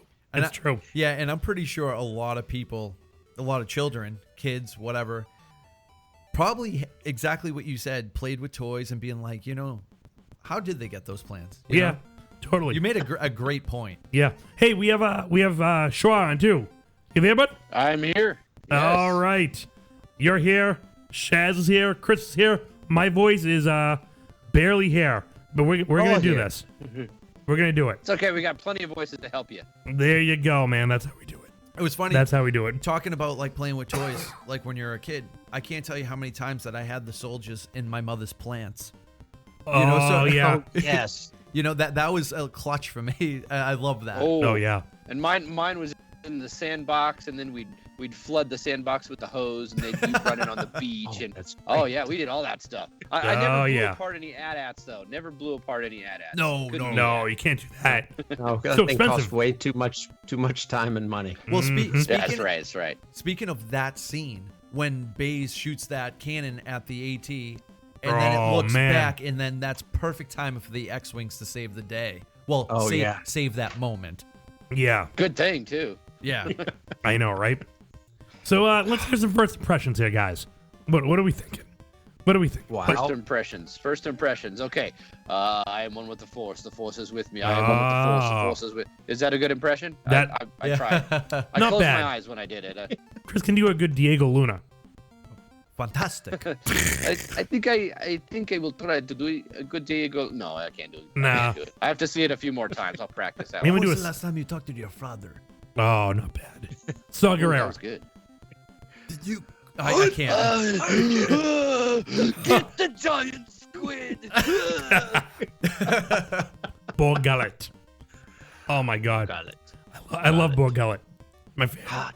You know, it that made the trailer with Bodie Rook in it, where he was telling him how to fly the Yeah. U-wing. In the trailer, I was like, this guy's a terrible actor. I didn't realize the problem was Crazy. his mind's half gone. I know. He's like mush. Yeah. So He's like good. Imperial pilot. Yeah, that's me. Yeah. I'm the pilot. Well, that probably takes a lot out of you. Who knows? Maybe that yeah. like octopus thing is like literally sucking your memory out. I don't I don't know. Are his tentacles like elephant trunks to you? Don't they look like elephant trunks? Oh, the way, yeah. The way the Little end bit. of it is, it looks like it's. That's how it feeds. Like a feeds on thoughts. like a point. Yeah. I can see that. It reminded me of just a really psychedelic Muppet Show sketch, is what it reminded me of. Well, most of those weren't they? I mean, what the first episode of the Muppets. I know, right? The first episode of the Muppets called what? Sex and Violence. Is it? That's Yep. right. That's right. It's true. Yeah. Sex and violence. That was it. That is Of the correct. Muppets. Yep. It was a big joke. Yeah. Wow. Yeah, it's kind of like hanging a sign that says free beer to a church meeting. You know, Yeah. people show up and expect something totally different. Yeah. Hilarious. Oh man. Yeah. So we've been talking about a lot of things here, guys. Obviously. We've been all over the place on this movie. What characters are resonating with you the most? What's the one character you feel like you can't stop thinking about, can't stop analyzing? What's on your minds? Go ahead, Schwa. Okay, well, I'm gonna go to Chirrut Imwe, I think, because he is not what I was expecting at all. I'm not sure that that's necessarily the top one or anything. It's just the one that kind of pops in my head. But he was definitely one that was a surprise to me. A lot more humor, a lot more depth to it. So I'm gonna say Chirrut Imwe. I would like to know a lot more about him. I love the part where he's like, "How's your foot?" Yeah, and he's standing on his foot. Yeah, awesome. What about you, Shaz? Tuso's too easy. Yeah. I know everybody's calling him K and K2, but he's still Tuso. He's easy because he's the most fleshed out character. He's the most human of the whole bunch. It's true. Ironically. Human. But that's droids. That's Star Wars and droids. They're always the most human. It's true. It's true. But I really like Cassian Andor. He is Han Solo if Han Solo was a rebel from the beginning, because Han was in it for himself. It's true. But Cassian is in it. He's a dangerous guy. He believes in the cause, and so he does stuff he does not want to do. Mm-hmm. I love because of the cause. I love when Cassian, Chirrut is talking about Cassian on Edu, and he's like, "Does he have the face of a killer?" No. You know that face of a friend. The face of a killer. A killer. Yeah, killer. Yeah, because there's something dark about the Force whenever someone's about It to kill swirls someone. darkly around. Yes. Who is about to kill? Yeah, but somebody says, "Does he have a face of a killer?" And he says, "No, a face of a friend," right? Or something like that. Yeah, something like that. That's from the holiday special. No, it is. But I find it interesting It is. because that line isn't even accurate, because he is a killer. Yeah. That's the point. Oh, they're all killers. Well, I think Chirrut was asking, like, is that guy? Does he look we like? trust him? Does he look like the killer that he is? Like Chirrut already knew he was a killer, but he was like, "What do you think? Does he look like one?" Well, especially after that conversation that they had, like when Jin was like, "You're gonna kill my father," Yeah. and he's like, "I had You're in multiple shock. times to pull the Yeah. trigger, but I didn't." And then after all of that, he's like, "Anybody else?" Yeah. Yeah. Yeah. I was not expecting Cassian to be like that. I thought he was going to be all these characters actually.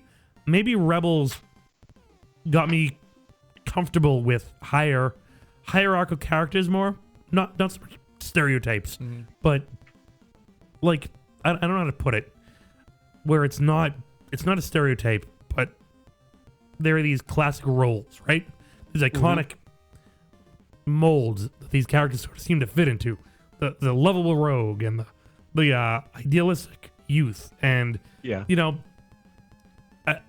all the characters in Rogue One like bucked all of those trends. So you didn't have anyone fitting in. Like Baze was not like the Zeb or the Chewbacca. No, you know. You didn't have Cassian. I mean, Cassian is Han Solo. Great point, but Cassian being Han Solo, but he didn't have the same arc. He didn't have the same arc. You know. No, not at all. And Jin, definitely not like the Luke at all. I mean, she coming from a much more self-realized place, you know? Almost like Padme. Like, she knew what she needed to do, and she did it. Good point. You know, the thing is, each of these characters they made so strong that almost any of them could have been the leader. You know, there was no weak point. It's a true ensemble cast. Yeah, completely. And I guess you've never really had that in Star Wars. Not this way. Well, no, because you had the hero who uses the Force. You've got the touch point for the rest of us being Han. You've got the princess, and even though that I'm talking about the original Star Wars. Yeah. But that goes on through all of them through the first trilogy, and then you go back in time and you have the heroes are really Obi-Wan and Anakin when you really get down to the prequels. Yeah. So that's the story there. They're main people, but this is branched out, so they can't fit the same mold. No. This is the just general rebellion. Yeah, these are the ground level, you know? Yeah. Yeah, totally. I mean,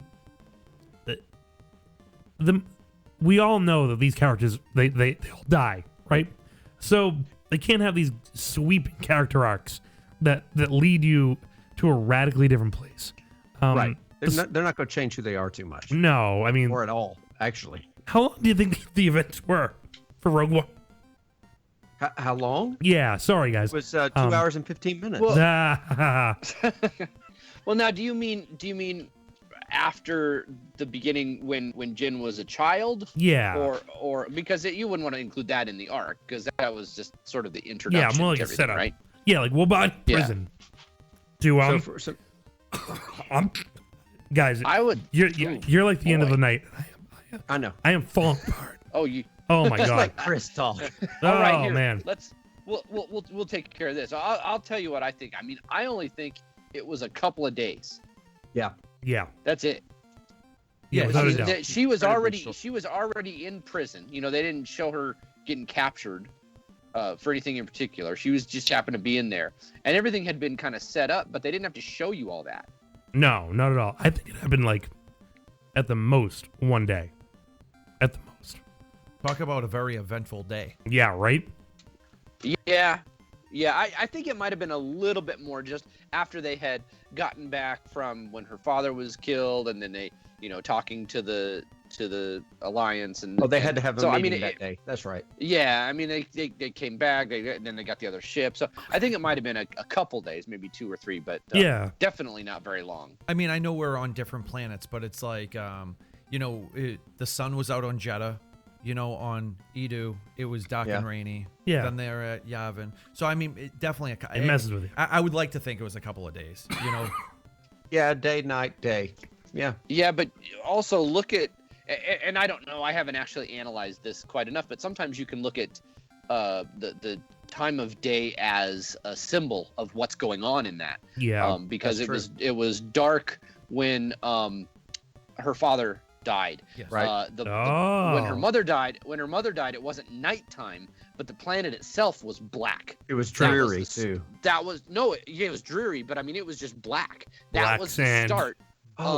Yeah. Of the Death Star. That was the start of this evil thing, and that her father's chapter in his life that would end up being an important but life-ending chapter.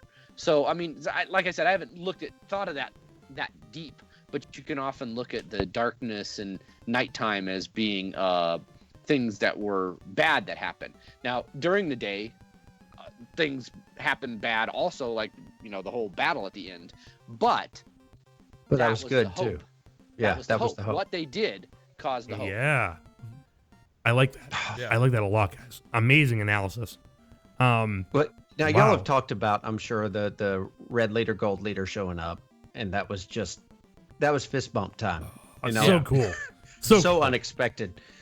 But, and I know you've talked about Chopper and everything else showing up. Have you talked about the music, Krennic's Aspirations? Let's hear it. I have it queued up right here. It starts off, just see if you hear this when you're playing it. All right, let's hear it. It starts off with the Jedi Temple when Order 66 is going on and Padme's crying and Anakin's going to go down there. You know, that's the music at one point. Then it goes into the Imperial music from Star Wars. Not the Imperial March, but the original Imperial theme. Then it goes to Darth Vader's theme. Listen to this. Can you guys... Wow. Right there. There it is. Yeah. And then it's going to take a while, but it'll get to that Imperial theme from Star Wars: A New Hope. Amazing. Okay, I have a newfound respect for Giacchino. Vader. Yeah, it's true. Giacchino is awesome. He has done his homework. This is a DS area right there. Did you hear that? DS area.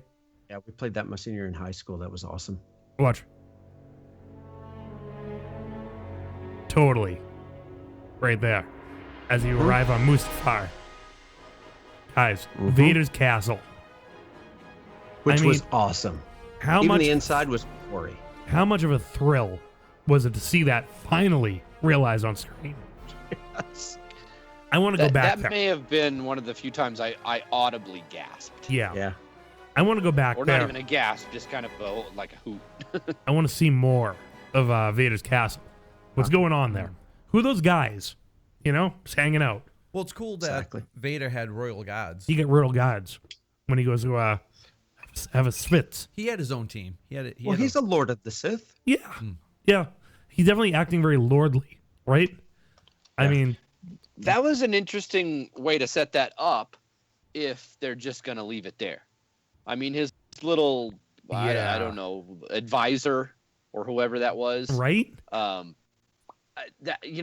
was it. They didn't have to put that in there. No. It seems like they could utilize that idea some more in its own little spin-off movie, which would be a fantastic idea. Yeah, before this, I thought, standalones will be fun, but they really don't matter as much. I'll go watch them, but I love the saga. Man, this thing always should have been in Star Wars. Oh yeah. Yeah. Oh this is so key to everything. And somebody said, well, they ought to do a Vader standalone. Now I think they should do the whole first 6 movies are a Vader standalone, but now they should do a Vader standalone and do the Lord of the Sith gig, It could totally work now. I mean, well, and it wouldn't even have to be about Vader, but he could be the antagonist in it. He could be the one that have to fight, and they could explore his, backstory a little bit, or not backstory, I guess. Well, I want to see him. Oh no! Story. I want 2 hours of Vader. I want an anti-hero story. I want more in between movies. Yeah. Yes. Yeah. Well, I can't find it. I've looked for this quote and looked for it. The first 12 movies. Yeah. Or when Lucas said it was 12 movies, but he said it was 3 trilogies. It was the first trilogy, then an intermission, then the next 3 movies, then an intermission. That's true. And the next 3 movies, then a conclusion. It's true. It was not 4 trilogies. This is the intermission between Sith and A New Hope. All right. Which it can't have a crawl. It It's true. can't. No. Because it is the crawl. You're right. It's the Right. prologue. Really. It's the prologue. So we could really potentially have the prologue or the crawl for The Force Awakens in an anthology. That could be amazing. Could you imagine? I mean, it's only Or a an matter of animated time series. until someone cuts together Rogue One and A New Hope into one supercut that doesn't really end. It's just like a 4-hour movie. I've actually seen about 6 minutes of that. Somebody did that. The ending of Rogue One and the beginning of A New Hope. It's very interesting. Seamless? Yeah. Well, I don't know how seamless it can be because there's a slight gap between the time that they get away. Right, they got to pursue through hyperspace, and then they catch him. Yeah, and then they Sure. catch him over Tatooine. So it was it was seamless. No, but as far as storyline goes, yeah, sure. Yeah. I mean, no problem whatsoever. My I don't want to call this a problem, but one thing that this is my old man talking here. Okay.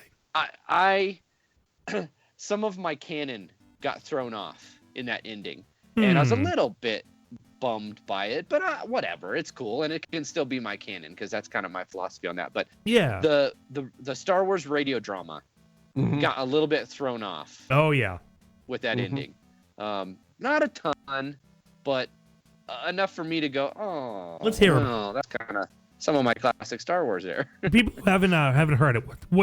What's conflicting now? Let's see. So there's a whole half-hour episode.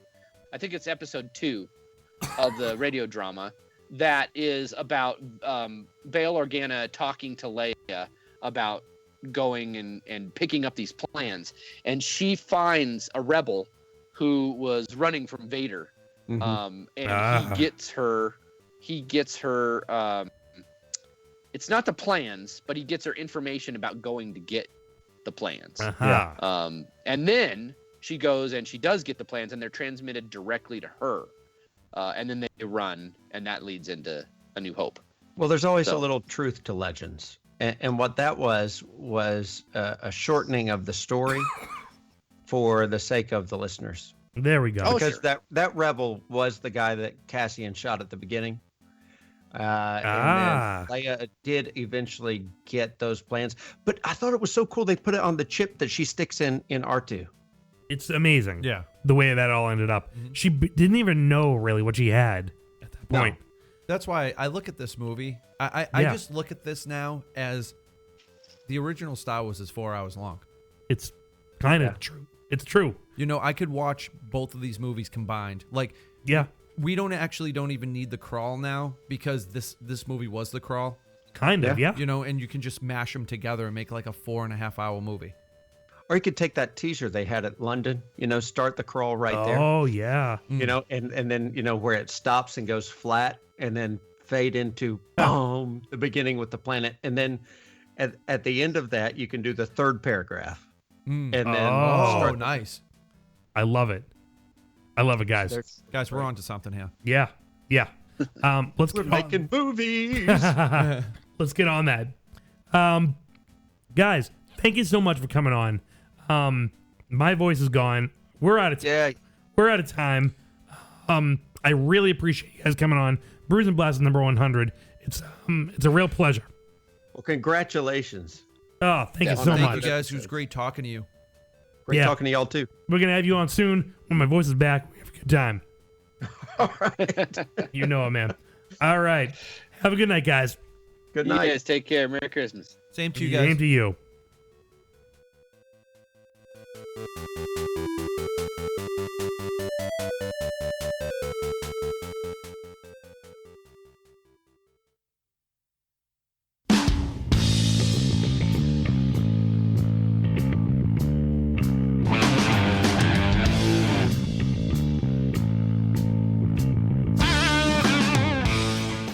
All right. We did it. We did it. I was going to say, if you want to go need him, got him, I don't think we should. No, we done. We're done. Guys, 100 episodes. Yeah. In the can. My voice in the can. Yeah. I just want to thank everyone who's stuck with us tonight for how long you've been listening to us. You guys are the best. I think you can tell how much it means to me to be on here right now with my voice gone, struggling through this, to be able to put the show on. And it means the world to Chris and I that you enjoy it. So thank you so much. Yeah, we absolutely love the fact that you guys listen, and we had so many awesome people on the show tonight. Yeah. And thanks for sticking with us. If you listen to the whole thing, thank you. Yeah, you're amazing. Really and appreciate it. There was some really good stuff that we accomplished tonight. Yeah, a lot of good Rogue One talk. Yeah. A lot of good talk. This is I've been waiting for this. Yeah, I've been dying to get to this, really hash it out. You can bet we're going to be talking. This is the beginning of our Rogue One conversation. We're going to have a lot more to say as the weeks go on. Wow. And we keep viewing the movie. We'll just keep finding out more stuff. The voice is gone, guys. The voice is gone. It's gone. All right, guys. We'll see you next week. For Chris Dalton, I'm Joe Tavano. Until next time, suck a la and tell the Kanji Club. May the force be with you.